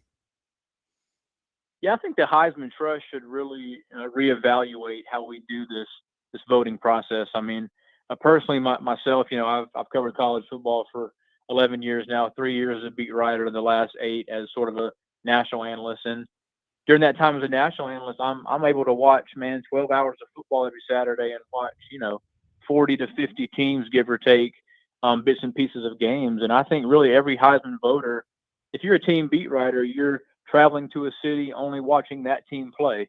If I covered Michigan State, for instance, I would see Kenneth Walker up close and personal every week for 13 weeks and not necessarily Bryce Young, Will Anderson, and some of the other guys. Will Anderson, 31 tackles for losses in the SEC against, offensive fronts every week that most of those guys are going to be NFL draft picks here in a few months. If Chase Young is a finalist, Ndamukong Suh's a finalist, and Will Anderson puts up better numbers than both of those guys and is not a finalist. So I think voters got maybe Bama fatigue this year. It's hard to put 2 guys from the same team in that top 4. And I think Bryce Young really did lock up the Heisman Saturday. I was telling some guy before the SEC championship, it'll take Bryce Young's best game of the season to beat Georgia and this elite defense. And what did he go out and do? He had his best game of the season, 400 yards, 4 total touchdowns. So Bryce had his, I hate to say this, Heisman moment, so to speak, and I think he does win it Saturday night. He is Brad Crawford with 24/7 Sports. You can follow him on Twitter at bcrawford247. We always appreciate you taking time to join us. You got any Christmas baking recipes you want to throw out there before we let you go? Oh man, I've already been telling my daughters, please stop making cookies, because every time I walk by the counter, I have to have 3 or 4. I'm already gaining weight, man, and we've got 2.5 weeks to the 25th. Well, hang in there. Get out and do a little exercising. Hopefully, we'll catch up with you before Christmas. And if not, certainly have a fantastic Christmas. But want to catch up with you and get your thoughts on the college football playoff. And as we get a little bit closer to the bowl game, what we know. Always appreciate you taking time to join us, Brad. Take care and look forward to catching up soon. Thanks a lot, guys. Take care. Brad Crawford of 24/7 Sports. You can follow him on Twitter at bcrawford247. We'll have that interview up on the podcast page in just a little while. Make sure you follow Brad. Does a lot of great things and has a lot of great takes, and always enjoyable to talk to. Patrick, next hour, we'll get into some of the things I talked about in the first hour. Spencer Rattler, virtual visit last night. All right, we're back to Zooms. Changing the game. Nice. We'll get into that a little bit. Talk about Spencer Rattler. We'll talk about the importance of bowl games. And you got a coach out there, Patrick, you'd pay $10 million to that's not named Nick Saban or Dabo Swinney? No. Oh, way to ruin that segment. All right. Maybe we won't go down that path. I wouldn't pay $10 to anyone not named Nick Saban or Dabo Swinney. Well, I would pay $10 to Dabo. Patrick didn't have $10. Yeah. We'll be back for hour 3. You're listening to the early game, 107.5 The Game.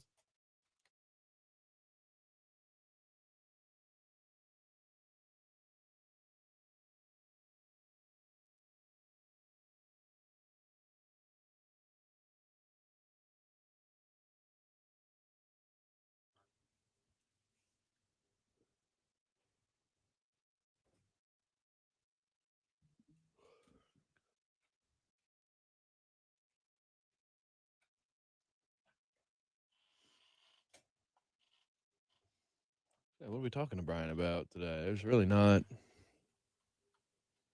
No games this weekend. Just NFL. I'm interested to see how he says he can talk basketball, but he says that he's going to get lines. I mean, we can ask him. So he was close now. He hasn't retweeted, and I texted him last night, about stuff. But we'll ask him NFL. We got NFL. We'll get some the Army Navy game, and then I'm going to see what he can do with. I want to see because if he can do basketball.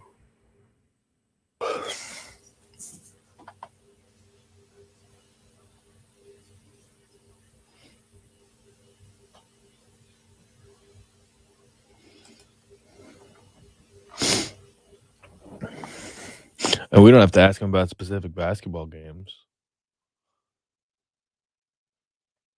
We can ask him at large basketball questions, because this is kind of the time that everyone starts paying attention to basketball.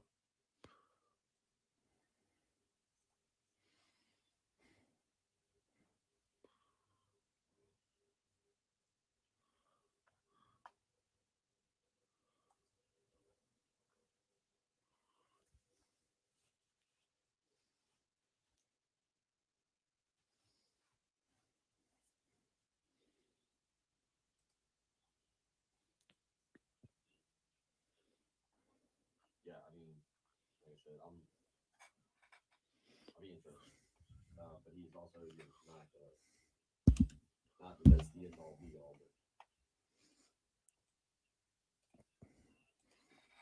I've never heard of so many of the bowl game sponsors. What's Tail Greeter? Mike Morgan's calling that game. We got Golick Jr. Yeah, and yeah. Anish. I love Anish. Anish is a lacrosse guy.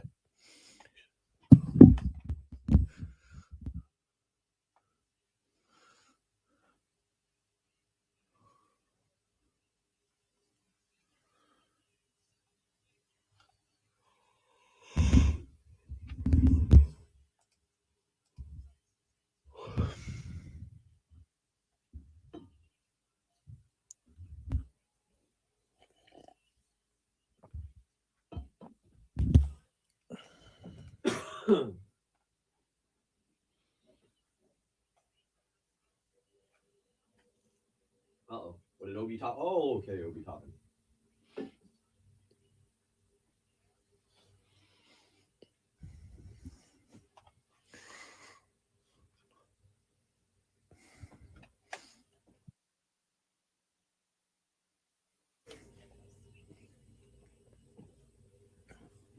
Oh, West Virginia did win last night.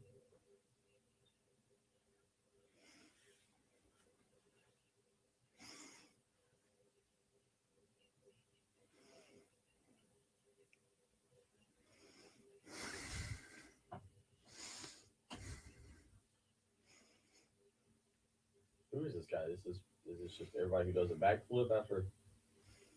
Seems wildly unnecessary. After every inning? I don't know. I guess after Every you strike strikeout? out, I'm not sure.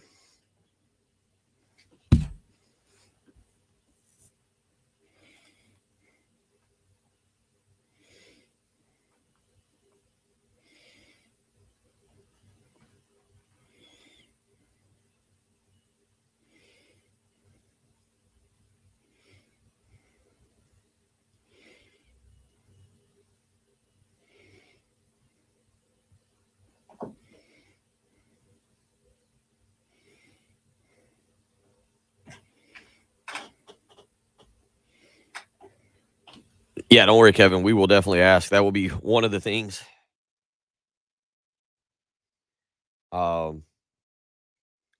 That will definitely be one of the things we talk about, the service academy versus the service academy. We will definitely get into that. I left my coffee all the way over here.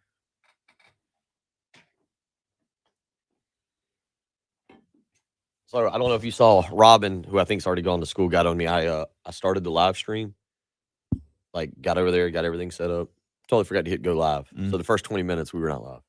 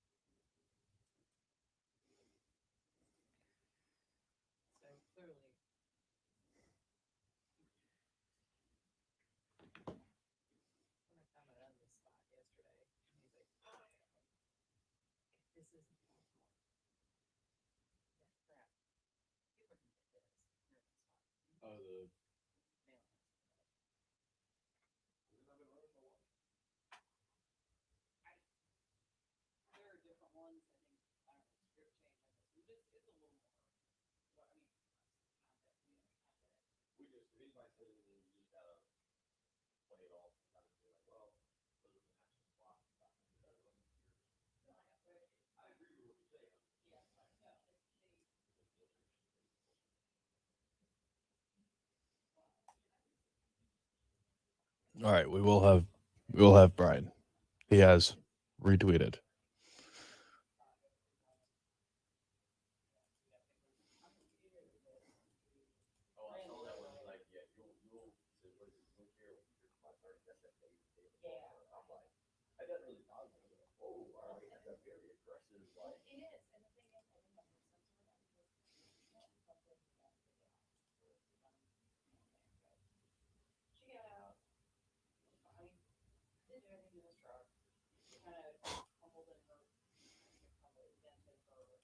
All right, 3 minutes. Better make it a good. We'll try and start this segment off hot.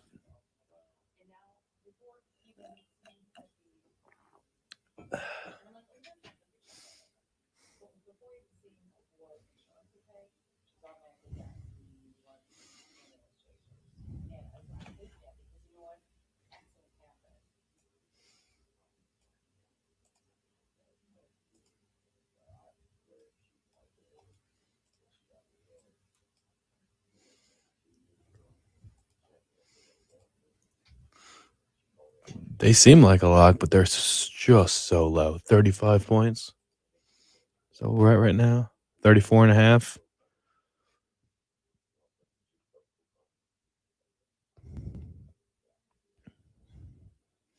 Jackson State and South Carolina State's only 41 and a half.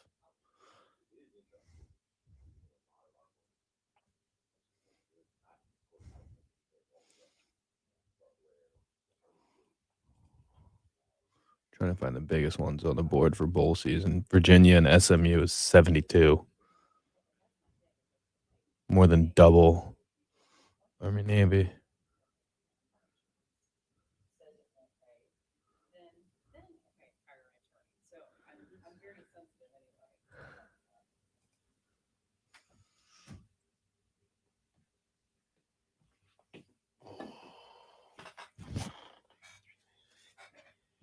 Oh, Robin, I was telling Patrick about how I forgot to hit the go live button.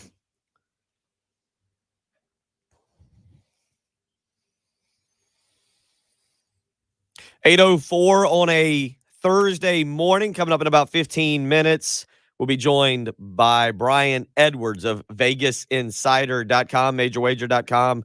Talk about the Army-Navy game this weekend. We'll talk a little bit about some NFL games and get into a little bit of basketball this weekend. South Carolina, Florida State on Sunday afternoon. That game will be at noon. It'll be up in Rock Hill, the No Room for Racism event that is taking place, and a great opportunity for South Carolina this coming weekend to pick up another marquee victory, a brand name victory that would look very nice. I don't care what Florida State ends up doing. It'll look very nice on that resume come March if South Carolina can have a good SEC season. So you got that at noon. You'll be able to hear that right here on 107.5 The Game. And then at 3 o'clock on Sunday, another top 10 showdown for Dawn Staley's group as they will host the Maryland Terrapins. They come to town. I think you said ranked 8th is about where you had That's Maryland. what I saw yesterday. Yeah. That is what Patrick saw yesterday. So South Carolina, big day of basketball on Sunday, along with some NFL. We'll also have the Army-Navy game and some FCS playoffs coming up this weekend. The FCS playoffs, I think as I get older, Patrick, I become a little bit more invested in them. It becomes a little bit more interesting, I think, as I get a little bit older. Some football this time of the year, meaningful college football. And I say that just from the standpoint of it's win or go home, baby. Like, show up and show me what you got. You got Montana at James Madison on Friday night, East Tennessee State at North Dakota State, South Dakota State. Why, by the way, why are the Dakotas so good at the FCS? I don't know. I mean, They're dominant. Like, getting one of them, North Dakota State, wasn't that where Trey Lance was from? Yeah. And well, yeah, and the Jackrabbits are good too. South Dakota State. Yeah, what's up with the Dakotas dominating FCS? North Dakota State is like the premier program in FCS. So they're the team that there's always talk about they should be an FBS team. And I don't know if they've considered it or not. I think they've decided that it makes more sense to just dominate the FCS every year. Why? You're playing for championships. To me, it's all about championships. I mean, like, no offense to Coastal Carolina. That's great. You win a Sun Belt championship, neat, but what are you playing for? What are you playing? I mean, it's cool, but I think they're good at the FCS level because they're the only states that their biggest schools are FCS teams. Good point. Pretty much the biggest school in every state is an FBS program, right? Is Montana an FBS program? FCS. Montana plays Friday night. Oh, okay. Thank you for listening. Montana at James Madison on Friday night. James Madison's very good too. James Madison. Last couple of years in the FCS for them. Is James Madison football going to the Sun Belt? Yeah. Okay, they are. So this is it for James Madison in the FCS. Montana at James Madison. Yeah, so FCS again, you got and listen, I mean, I don't understand this. FCS, North Dakota State and South Dakota State both in it. South Dakota State at Villanova, 2 p.m. This coming weekend at Villanova Stadium. That should be a raucous crowd. And then Montana State. So you got Montana and Montana State both in it, and North Dakota State and South Dakota State in it. Montana State at Sam Houston on Saturday night. So you got some FCS playoffs, which will be fun. You got college basketball this weekend, NFL, Army, Navy game. So it should be a fun weekend. So coming up in about 12 minutes, Brian Edwards of Vegas Insider and MajorWager.com. We'll ask him about some games this weekend. In between now and then, Patrick, you weren't around for hour number one, but one of the newsy items of last night regarding South Carolina is, according to Hale McGranahan of thebigspur.com, South Carolina doing a virtual visit. I don't know if that's just a Zoom meeting or if they had video presentations of the Horseshoe and Williams-Brice Stadium. And I don't know exactly the difference between Shane a virtual Bieber visit. On a walking tour with a selfie stick of campus. That actually would be pretty. Yeah, like those walking tours that you've watched, just walking through it. Here's our president's house. It's very nice. But it would be funny, Shane Bieber walking around with a selfie stick in the operations building, just showing him every room. Actually, would be pretty clever. So, but they meet with virtual meeting. It does look like about 2 weeks ago, I didn't think there was any chance of Spencer Rattler, but then Jaden Daniels announces he's coming back to Arizona State. It looks like UCLA wants no part of Spencer Rattler. So now he's kind of looking around. Nebraska is being rumored as a potential destination. And Ole Miss was one of the early ones, but Dylan Gabriel is probably going to go there. Well, who knows? But he was talking to LSU yesterday. Dylan Gabriel's connection to Mississippi was Jeff Lebby, who is now going to Oklahoma. So who knows what happens with Dylan Gabriel, and he'll certainly be another name in the portal that is very popular. But what do you make of Spencer Rattler? Because I feel like you mentioned his name, and earlier when I mentioned his name on the Cool Care Heating and Air text line, 803-404-6100, it brings up polarizing opinions. There are people who say, look, he's talented. He's probably the best thing we would have in our quarterback room. I don't care about his attitude issues. 1 year, as Brad Crawford just said, he can be a dynamic quarterback in the right system. Bring him in. And then you get others who say, I've seen the YouTube QB1 video of him basically cussing out the wide receiver for dropping passes. He had attitude issues, whether he did or didn't, I'm not real sure, but he had attitude issues at Oklahoma. We don't need that in our locker room. Shane Beamer's trying to build a culture. No. I don't think there's people that are in the middle of this saying, it's either, he's the best thing we've got, and he enhances what was a bad offense this year, or people saying, no, there are other transfers out there, and we got guys already on our roster. Stay away from him. Because you were, just to point out, and I'm more pro Max Johnson. If you asked me, I would say go take Max Johnson over Spencer Rattler. I would be a Max Johnson guy over Spencer Rattler, but you were I shouldn't say anti, but you were against Max Johnson yesterday. Where do you stand on Spencer Rattler? I'm more pro Jake Johnson than I am Max Johnson. Okay. So I would want Max Johnson for the fact that we'd get his brother. The number one tight end recruit in the country, 6'5", 225 pounds. Big time. He will be a freshman next year. But so Spencer Rattler, insanely talented, can make every throw. Crazy arm, good athlete. He would by far be the best quarterback. He'd probably be the most talented quarterback South Carolina's ever had on their roster in the history of this program. I mean, we've talked on this show about how South Carolina has had no NFL talent to speak of really in their history. It's as bad as any Power 5 program in terms of the NFL quarterbacks that South Carolina's put out. So you'd immediately have an NFL guy, but it also has the potential for going horribly wrong because, yes, Spencer Rattler, the word is, and I don't have firsthand knowledge, he's full of himself, thinks he's God's gift to football and has always been the man, and his attitude has always kind of been a problem. And he could very easily come in and say, South Carolina, you guys were 6-7, 7-6 last year. I'm so much better than everyone here. Why? And yelling at you. He's not going to have great wide receivers on this team. So if there's balls dropped by his receivers here, it can become a huge problem. But then there's also the possibility that he's going to be humbled by what just happened at Oklahoma for the first time in his life. He wasn't the best player on his team, was the best quarterback on his team, and got beat out by a kid younger than him. So maybe that completely changes his mindset. That very, very much can happen. He is a kid and he's still growing and maturing. So maybe this would be the right spot for him to come and I don't know, grow up. But I still think it's a long shot. What I took of the fact that is taking a virtual visit with South Carolina is just, it's good that South Carolina is getting involved or is involved with a player like this. I think it was the Panthers thing when who'd the Panthers go out and get, and they made T-shirts that said "in on everyone." Stephon Gilmore. They said, we're going to be in on everyone. That's our promise for you, is that anytime someone's name is floated as a trade possibility or a free agent, we're going to be making calls. We're going to be doing our due diligence. We're going to be in on everyone. That's the gist I get from this South Carolina staff, is that they're going to be working. They're going to make every effort. And if there's a great quarterback in the transfer portal, they're going to talk to him. They're going to do their due diligence, and they're going to be in on everyone. So the fact that the number one quarterback in the country from a couple years ago, the odds-on favorite to win both the Heisman and be the number one NFL draft pick, is taking a virtual visit with South Carolina, is a good sign that at least there's interest in South Carolina from the best prospects in the country who aren't from this part of the country, who are from Arizona, and even he is seeing something good happening at South Carolina and saying, it's at least looking into whether it's a likelihood that he's coming here or not, which I still think it's not. I think if he did come, and I'm with you, but I mean, is going to Nebraska a better situation? No, probably not. Is going to I don't know. Unless he likes Scott Frost. Obviously, the connection here is Shane Beamer.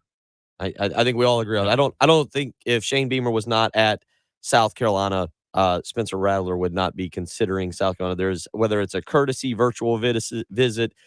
I did say this, and I think this is one reason he's considering him, and it is to that ego thing that you just said. I think Spencer Rattler is going to wherever he goes, and Nebraska just had Adrian Martinez, who I guess is returning for his 12th season of college football. Adrian Martinez just hit the transfer portal at Nebraska. So that starting job is open. Regardless of how Jason Brown performs in the bowl game, there's at least going to be a competition between Brown, Luke Doty, and I believe Colton Gauthier. I would assume that after a year of developing, Colton Gauthier will at least be able to get into the mix. I think it'll be a little bit too early for Braden Davis. There's going to be a competition in the spring. Now, as I pointed out in hour one, my concern is Spencer Rattler is going somewhere where they're basically telling him, when you step foot on campus, you're the starter. I don't Or it's see, obvious. I mean, he's coming to South Carolina. He's more talented than everyone in that room combined. but you still want him to work and have to beat everybody out. You still tell him basically, hey, look, you're behind everybody. You're starting fourth. And I don't know if he's going to like that. If that's how I would approach it. Look, you might be the most talented, and it might take you one practice. It might take you five. It might take you up until the starting game to beat everybody out. But you've got to work. Maybe every coach tells him that, but he's got a team of people advising him, and they can probably say, hey, look, South Carolina started a grad transfer that was supposed to be their coach game one. That's how this quarterback room looks.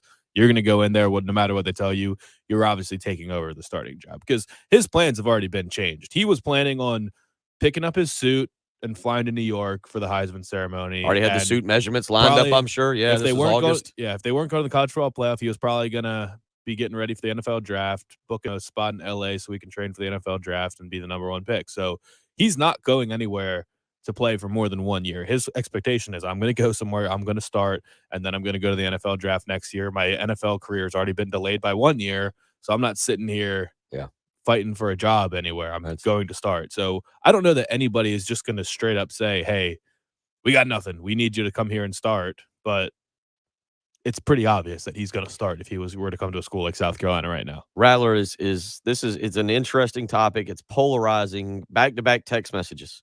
Robert weighs in. We have all seen that end of the year video where they want to get rid of the me mentality and make it a team mentality. Why take a step back when I assume he's talking about Rattler. Why take a step back when Rattler is all about me, myself, and I mentality and has proven that time and time again? No, absolutely not. Billy Bob weighing in right behind that. Shane Beamer has firsthand knowledge of Spencer Rattler.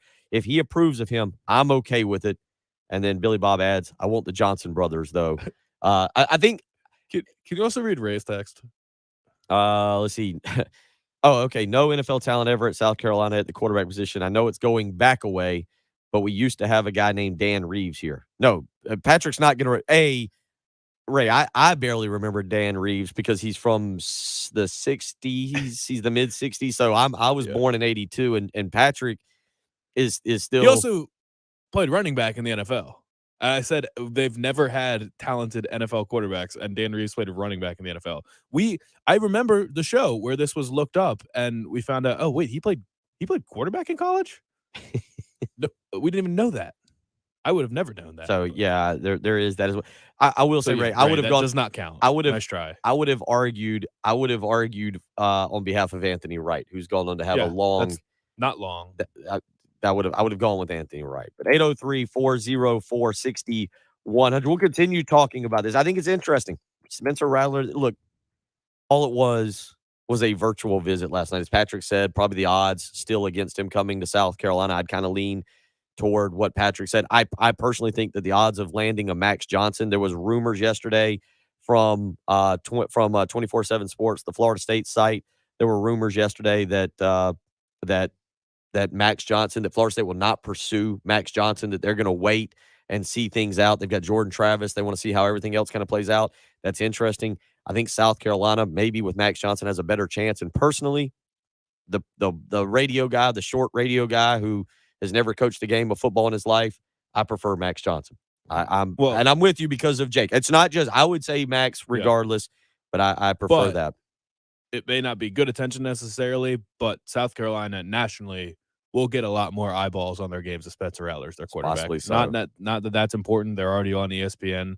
right. properties every single game, but more people will watch South Carolina games and care about South Carolina if Spencer Rattler's at quarterback. We'll talk more about this interesting topic in regards to quarterbacks. It's again college football as a whole. Coming up next, Brian Edwards from Vegas Insider. He will give his picks for the weekend, not just for the Army Navy game, but for everything else as well. You don't want to miss that. He's got some college hoops plays that I'm looking at for tonight.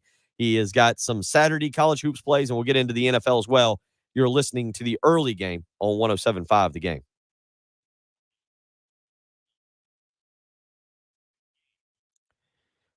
Pecky. I don't know where I'm going. That perky is where I was going, Jen, because I am perky this morning. I'm full of energy. You hear me? Oh, 100%. I've just been in Wow. a great mood, and not just because it's Christmas season. I don't know if anybody else does this. I bought myself some presents. I wrapped them yesterday. They're under the tree. Did That's you buy right. more for you? We're heading down that direction. We're going in that direction. So I'm not just in a good mood because I bought myself Christmas presents. I'm in a great mood because I got a fantastic night of sleep. That's why I'm perky. That is exactly why I'm perky this morning. And you will be happy and perky as well if you would make the switch to a Sleep Number bed. Right now, you can make the switch for the holidays. I put my Sleep Number setting on 45, and you hear me ready to go each and every morning. Proven quality sleep. Well, you can bring it to your household right now for the holidays. Save up to $500 on select Sleep Number 360 smart beds during Sleep Number's holiday savings event, plus special financing. Subject to credit approval, minimum monthly payments required. See sleepnumber.com for details. But it's for a limited time. You need to make the switch today. 2 Sleep Number stores to choose from. One in Irmo and Harbison Boulevard across from Buffalo Wild Wings. The other in Columbia, 2 Notch Road across from Sand Hills Mall. You can visit them on the web, sleepnumber.com. Again, right now, you can bring proven quality sleep home for the holidays. Save up to $500 on select Sleep Number 360 smart beds during the Sleep Number holiday savings event, special financing, but for a limited time only. Make the switch to Sleep Number today and find out what a great night of sleep is truly like. From the Shepherd's Glass Traffic Center.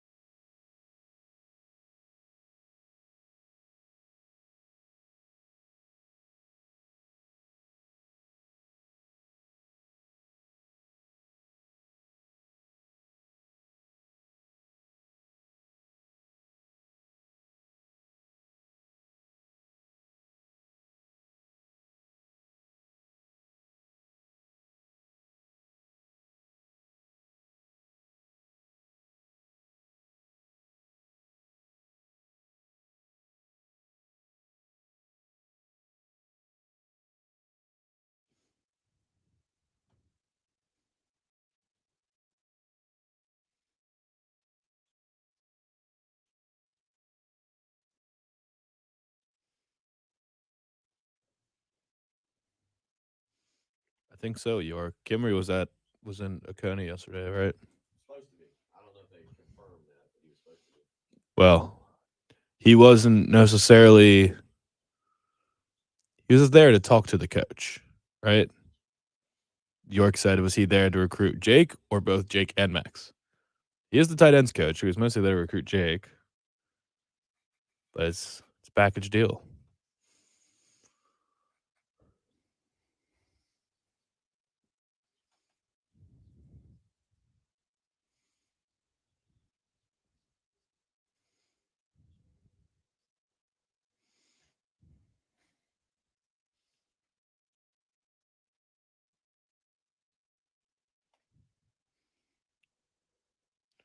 Jason, I actually agree that if we go in with the quarterback room looking like it does now and adding Braden Davis, that Luke Doty's the best option. I'm actually in that camp, so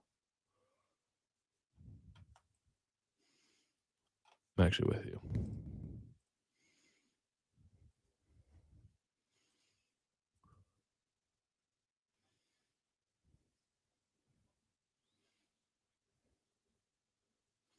It's true. It spins the opposite way.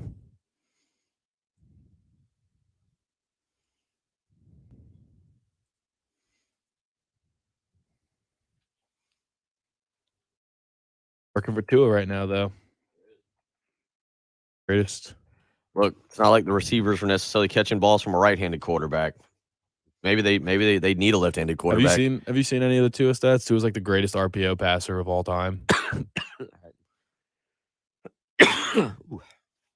He's got like 200 more yards. He's played 5 less games, but still has like 200 more yards and RPOs than every other quarterback in the league. And that's why they keep winning games, because Tua is just the one thing he does exceptionally well.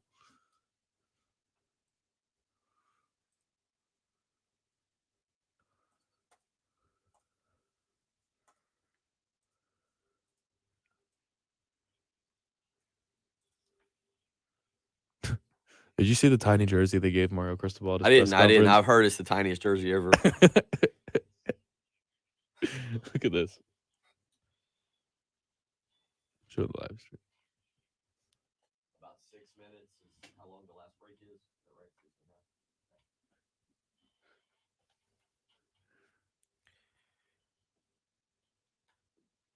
Next week, December 15th, again, you will get 6 hours of Bill Gunner, 6 a.m. to 9 a.m. Patrick and I will get your signing day off on the right foot, break down what is happening as national letters of intent roll in or across the country. The fax machines will be wheeled out for their one glorious day of the year. South Carolina, we will have it covered for you right here on 107.5 The Game. Patrick and I from 6 to 9 a.m.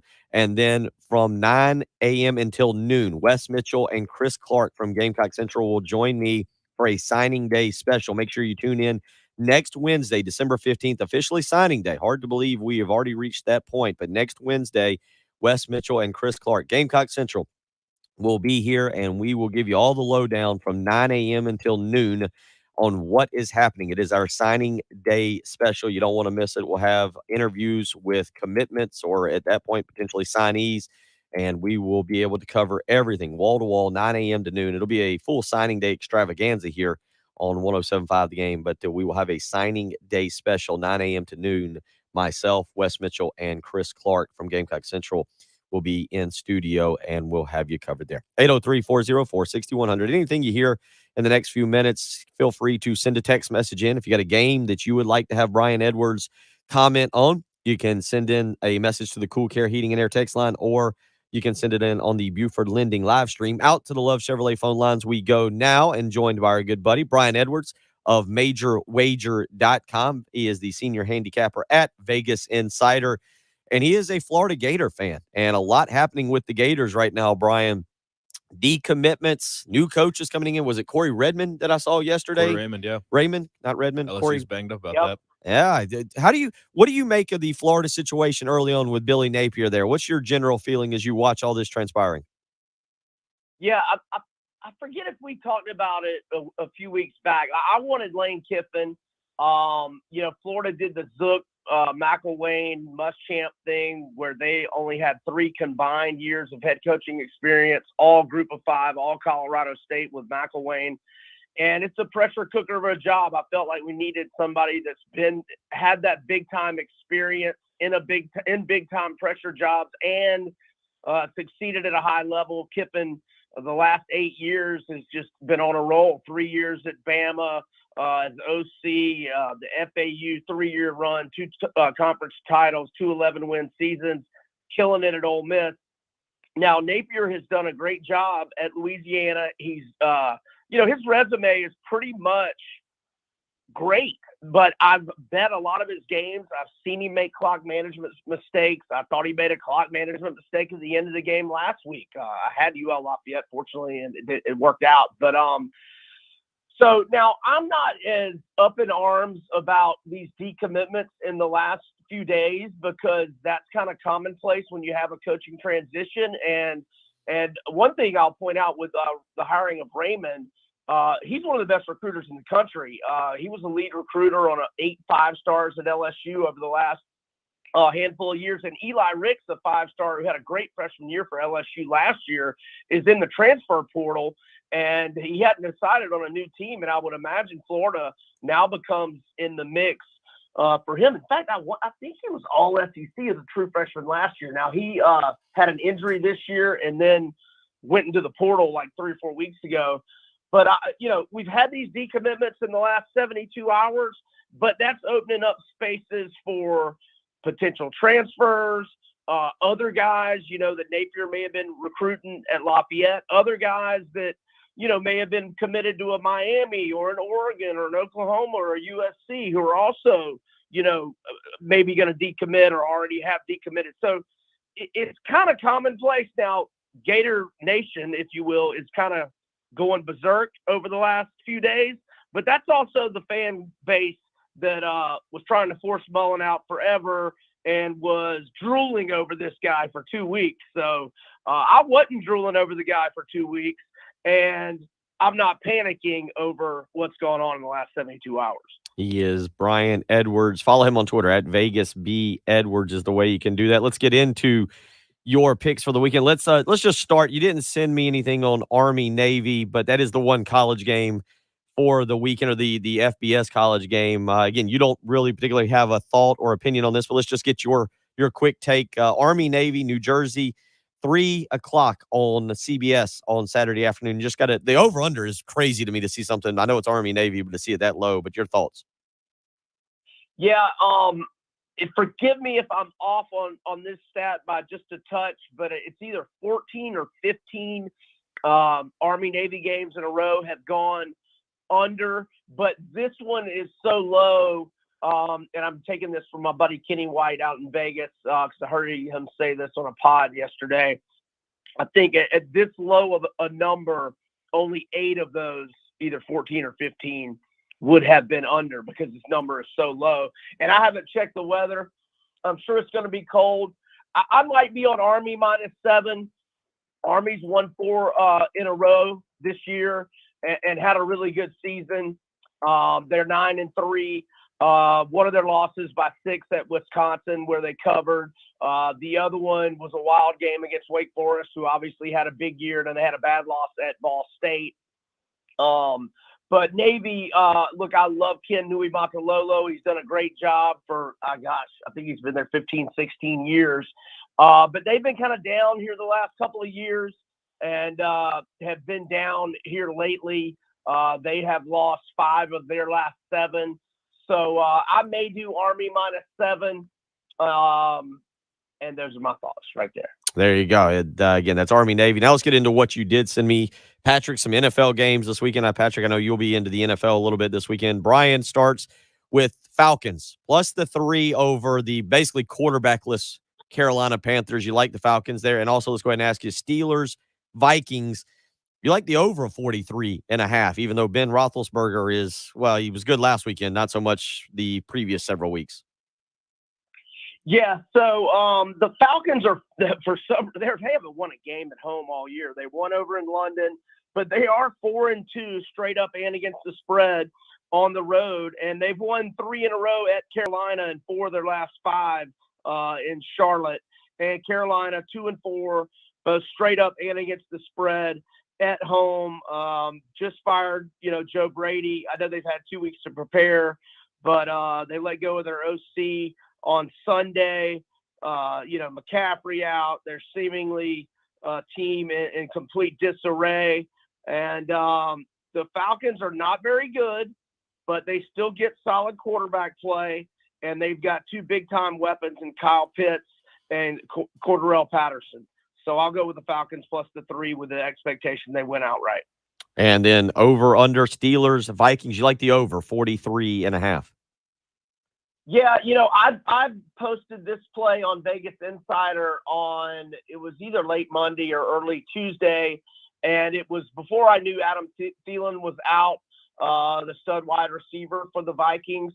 But the total's gone down a point since then, so I'm sticking with it. The over's cashed in 3 straight for Minnesota, and the lone under was a 27-20 win at the Chargers from 47 combined, which would be an over here. So if the line on the total were this low, the over would have cashed in 5 straight Minnesota games. And those combined scores have been 56, 60, 65, 47, and 65. And 9 of Minnesota's 12 games this year have gone over 47. And the over has been in back-to-back road games for the Steelers, 51 in the 41-10 loss at Cincy and 78 combined in the 41-37 loss at the Chargers. So I will go over. Is it Thursday already? Yep, that's tonight. That is correct, yes. Hey, all right, Brian, more of a process. I have a process question for you, because last week was absolutely ridiculous watching the Patriots beat the Bills with 3 passes. So now that we're in mid-December and weather's starting to be a factor in a lot of games, I don't know if there's any college games, bowl games that'll be a factor in, maybe the Wasabi Fenway Bowl or the Pinstripe Bowl. But as we start, Pinstripe in the Bronx. Yep. So when do you start looking at the weather? Are you like an amateur weatherman at this point now? And how do you factor that into your process when you're looking at a game? Because I mean, I guess there was word that the weather was going to be bad a week ahead of time for that Bills-Patriots game, but just looking at the videos a couple hours before, you almost knew that there's no way anybody's going to be able to score in this. So it seemed like the under was automatic in a game like that. I don't think we'll have any weather that will be as impactful on an over-under as the Buffalo game the other night. In fact, I heard that the local radio guy said in his 30-plus years doing games that was the worst it had ever been at Orchard Park. And to be honest, I really don't let weather impact me except if it's that windy. In other words, if it's real rainy or even snowy, you get a lot of slip. Defenders that slip and give you big plays, or if it's rainy, you might have fumbles and scoops and scores. So I really only let weather impact me from not taking it over, if you will, when it's 40-mile-an-hour winds like the other night. And I don't know that we'll have any of those, but definitely any game up north, you got to go check the weather. And I hadn't sat on the handicap Army Navy yet, is why I had not checked the weather yet when I mentioned that a second ago. But I don't know that we'll have a game that is that bad weather-wise the rest of the year. But it is part of the process. You look at the numbers and then check the weather app? Up north, for sure. I got to go to weather.com, all of them up north this time of year for sure. Speaking of weather, or speaking of the Bills, another game you like, Tampa Bay minus the 3 against Buffalo off of that performance against New England on Monday night. Your thoughts, Tampa Tom, and the Bucks versus the Bills? Yeah, nothing really against the Bills here. I mean, they have lost 2 of 3. They are on a short week. They got to travel. That was a physical football game on Monday night as well. But look, I would take Tampa minus 3 at home to just about everybody. I mean, maybe I wouldn't against New England right now, how hot they are.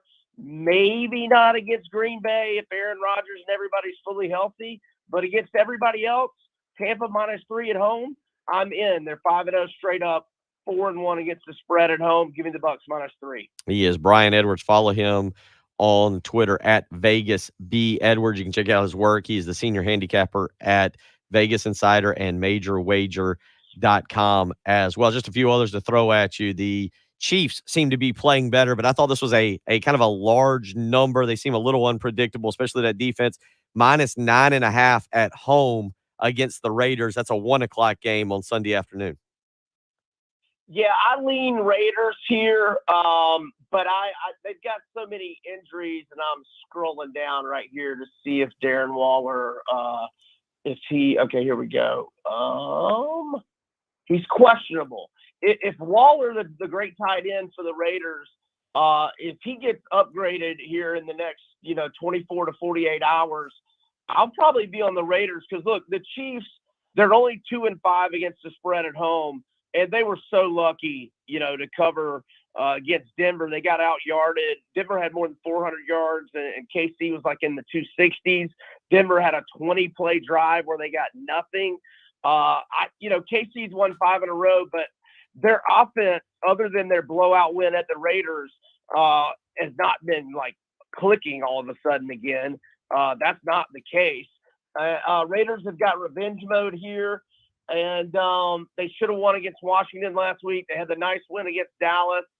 They've obviously had a tumultuous season. But if Waller is back, I'll be looking for the Raiders at that big underdog number. Key divisional matchup. Patrick Pretz over here. He's fired up. The Redskins have won 4 in a row. They're in the playoff hunt. They host the Cowboys. And the Cowboys are a 4.5-point favorite. Oh, did you hear it? Was that a woof that I got out of you over there? It's that time. We got 5 divisional. I've never seen anything like it. 5 divisional games to end the year. Cowboys twice, Eagles twice, and Giants in our last 5 games. It's wild. Your thoughts on Cowboys football team? Cowboys versus the football team, -4 there is what the Cowboys are. Yeah, this one's a hard pass for me. I wrote down Dallas -3. So I guess I would slightly lean to Washington as they are playing good football right now. And Dallas is not, in great form by any means. That win against a depleted New Orleans team doesn't, tell me that they are back on track like they were playing in September and a good chunk of October. Man, this one's a hard pass for me. I don't have the confidence to back Dallas laying more than a field goal on the road. But, look, Washington is getting some wins and credit to them. But it hadn't been pretty. I thought Las Vegas should have beat them last week, as I already mentioned. Hard pass for me on this one. Some college basketball this weekend, and you do college basketball. So for people who follow Brian Edwards, continue to stay with him. He is not just a football guy. And tonight you've got 2 particular college basketball games that you are at least keeping an eye on, might even like. Iowa State is I believe they're at Iowa. Is that right? Are they at Iowa? Or they're at hosting? Home. Okay. And Iowa State's been playing better. And then Monmouth is at St. John. So your thoughts? That's 2 that you sent to me that I believe you like for tonight. Iowa State versus Iowa, and Monmouth and St. John's. Yeah, I'm on Iowa State as a 4.5-point underdog. The Cyclones are 8-0 straight up, 5-3 against the spread. They've been underdogs 3 times. They won outright all 3 times. They beat Xavier 82-70 in Brooklyn as a 9-point dog. They thumped Memphis 78-59 as 11.5-point dogs. That was also at Barclays Arena in Brooklyn. And this past Saturday, they won 64-58 at Creighton as 5.5-point dogs. They've won 6 of their 8 games by double-digit margins, including a 60-50 win over Oregon State. Now, Iowa is having a good year as well. They've lost back-to-back games, but against very, very good teams. But Iowa is looking to avoid a 3-game losing streak. I like Iowa State as a 4.5-point home underdog. And Monmouth is catching 9 at St. John's. Monmouth has won 7 games in a row, including a 61-59 win at Cincinnati. And Cincinnati has only lost twice. They also beat, talking about Cincinnati here, they beat Illinois by 20, and their only other loss is to unbeaten Arkansas. And Monmouth is 5-1 straight up, 6-0 against the spread in 6 road games, and St. John's is only 2-5 against the spread at home. So Monmouth +9 at St. John's, Iowa State +4.5 versus Iowa. Hey, Brian, with Heisman this weekend and MVP race kind of starting to clear, or at least the favorites are starting to clear up in the NFL, how much do you get into betting awards like that, like preseason? Do you have any rules of thumb, like won't bet anything less than 20-1 or anything along those lines? Do you get into individual awards like that? Not too much. I think Bryce is a shoe-in for Heisman, for MVP. I know that Brady is heavily favored. I think he's plus 150. I think Aaron Rodgers has the next closest odds at plus 600 or 6-1. If there's a long shot right now, maybe TJ Watt, because he missed a couple games, but right now he's still on pace to maybe break Strahan's sack record, which I believe is 24. He had 3.5 last week. If Watt can dominate these last 5 games and lead Pittsburgh to a playoff bid, I'm not sure what his number is. I thought I heard somebody say it was like 100-1. If you're into those type of things, maybe throw a 20 spot on him. He could potentially have value because Pittsburgh's offense is so bad. If his domination on defense like last week, and then him chasing Strahan's record, maybe he can get some push for MVP down the stretch, and maybe Brady and Aaron Rodgers falter. But other than that, I take it back. I had my first big bet on an award this year. I bet Kyle Pitts to win Rookie of the Year, and I'm going to lose a bunch on it. But it's not my fault. Arthur Smith and Matt Ryan don't throw him the ball enough. On the live stream, the Buford Lending live stream, Hope wants to ask, just looking ahead to this weekend on Sunday, noon, up in Rock Hill, South Carolina, takes on Florida State. The Gamecocks have been good at home. They thumped Georgetown this past weekend as a 5-point favorite, Brian, but they lost as I think about a 5-point favorite on the road against Coastal Carolina by 24 last week. But just your thoughts. I have personal opinions on this, on how South Carolina's playing on the road or in a neutral site for that matter, versus how they play at home. But your kind of expectation for what you think that line may be. I believe you said the line will not come out until Saturday night, roughly. But your thoughts on South Carolina and Florida State noon this weekend in Rock Hill, a neutral site game. Well, FSU's struggling, man. I mean, obviously Purdue's one of the best teams in the country. They got lost by 28 at Purdue. They lost at home to Syracuse this past week. They really haven't beaten anyone of note. Just looking at KenPom, their best win is over Loyola Marymount, who's 110. At KenPom, I think that'll be a tight line. Maybe FSU favored by 1 or 2, but maybe it'll be South Carolina by 1 or 2. Keyshawn Bryant is now back, right? I mean, that 5-game suspension's well over, correct? Yeah, he's well over. Yeah, he's been playing well. Yeah, playing good. I thought so. I'd probably lean South Carolina there. I'm not saying for sure, but if South Carolina's, the home underdog or semi-home underdog, we call that a semi-home game, I think. I'd probably lean South Carolina there. He is Brian Edwards. But I think it'll be a tight line. Somebody favored 1 or 2 or pick them. South Carolina's not played well away. They did win a game in Asheville against Western Kentucky, but so far you look at the loss to Princeton, the way they played against Coastal Carolina, even that Western Kentucky game wasn't particularly attractive. They've struggled away from Colonial Life Arena. It is a concern for me personally. We'll see how they do this weekend up in Rock Hill. It's going to be a small venue. Only about 6,000 to 8,000 fans, I believe, are allowed in there. It's going to be an interesting little setup there. It should be a fun game, but we'll see. I've not been particularly thrilled with the way they play, the way they shoot the ball when they step outside of Colonial Life Arena. We'll catch up with you next week, get more NFL picks. I should add, I didn't get to this question, not that Jen would be particularly thrilled about it. You do like the Packers, -7 in the first half against the Bears on Sunday night. So we'll point that one out as well. But we'll catch up with you next week. Brian, appreciate you taking time out to join us each and every Thursday. Thanks, Gunner. Y'all have a great weekend. Appreciate you, man. You too. He's Brian Edwards. Vegas B. Edwards is the way you can follow him on Twitter. We'll wrap up when we return. You're listening to The Early Game, 107.5 The Game.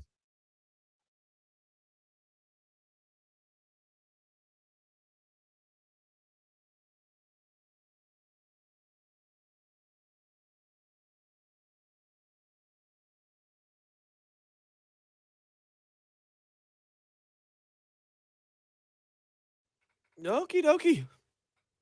There you go, Hope. Yeah, I don't like how South Carolina away from Colonial Life Arena right now is already, well, they've only played 3 games and they already terrify me now when they go away from Colonial Life Arena. They got to get that. I think they'll win a game or two.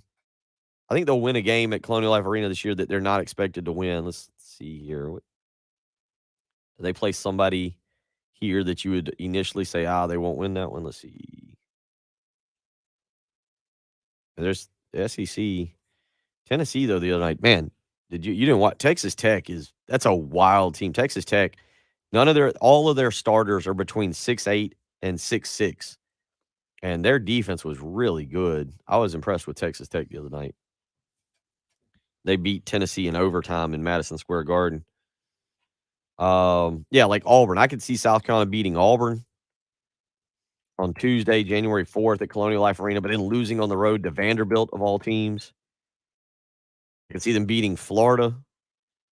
They'll get a win at home. Tennessee, Kentucky. Kentucky struggles against South Carolina in Colonial Life Arena. I could see them beating. They'll win a game. They'll win a game or two at home. That they actually play a lot of their tough games at home. LSU, Kentucky, Tennessee, Florida, Auburn. They do have to go on the road to Auburn, get on the road to Alabama. They'll lose one on the road that's just they shouldn't lose, but they'll win 2 or 3 at home that they shouldn't win because they just play better at home. Maryland basketball having their season basically be over this early takes a lot of excitement out of the season for me.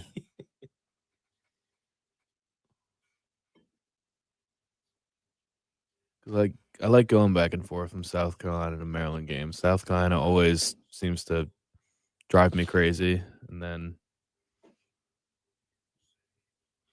Maryland, I usually get to pull for a title contender.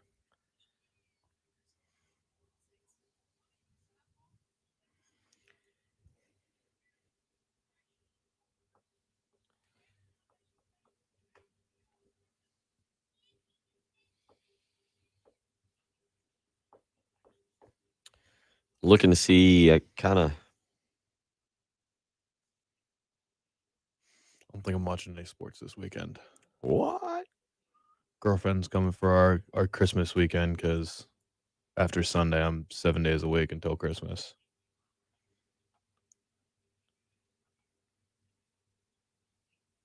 We're going to go to the pop-up Christmas bar on Main Street. Oh, really? Okay. That'll be the plan Saturday. Then nightcaps.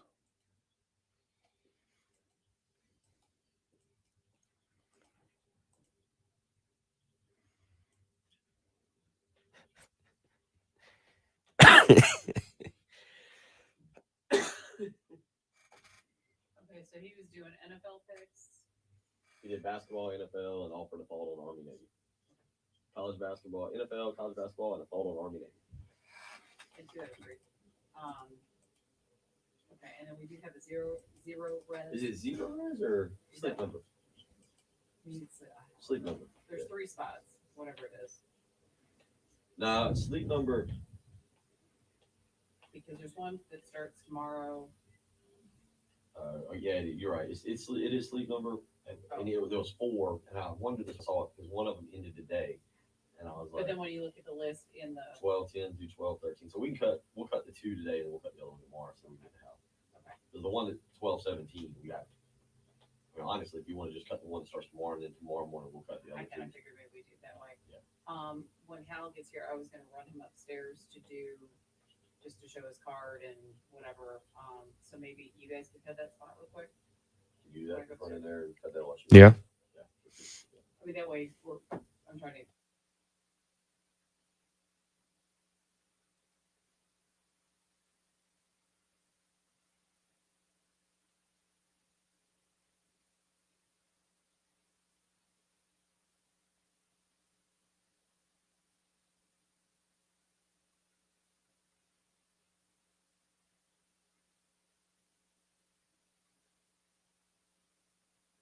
Oh, I could.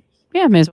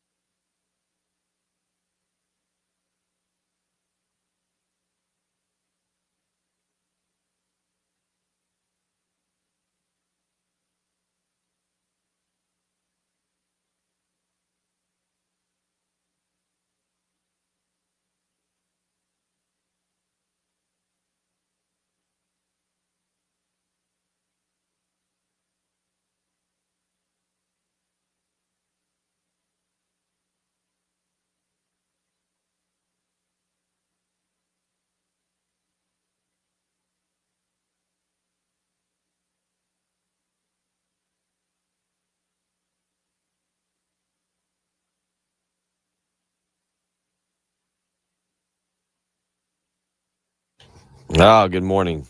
Have a good morning there, RL and Hope. Yeah, it is the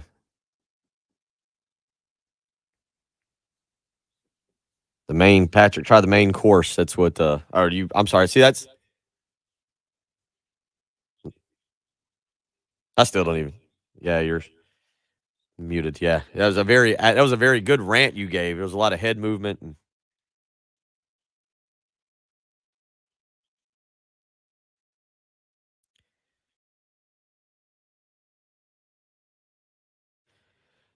Big th-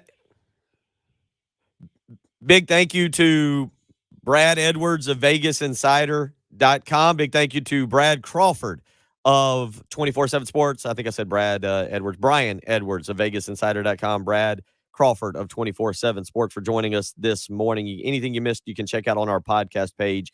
Go to the 1075thegame.com website, click on the podcast tab at the top, and you can listen to anything you've missed from this morning. Again, Brian Edwards of VegasInsider.com giving his picks, and Brad Edwards breaking down a little bit of college football as well as the quarterback situation. We'll get more into that tomorrow on the quarterback situation, Patrick. It'll be very entertaining just to see where it all develops, not just from a South Carolina standpoint, but across the board. When you see guys like Quinn Ewers and Spencer Rattler, you see a guy like Max Johnson in. It's all going to be very entertaining. We appreciate you, each and every one of you, joining us this morning. Look forward to catching up with you tomorrow. You've been listening to the early game on 107.5 The Game.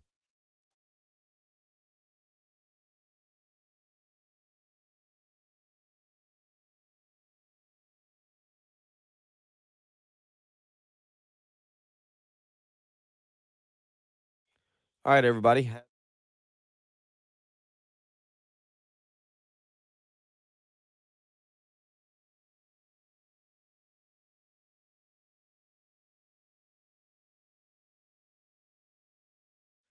Peace.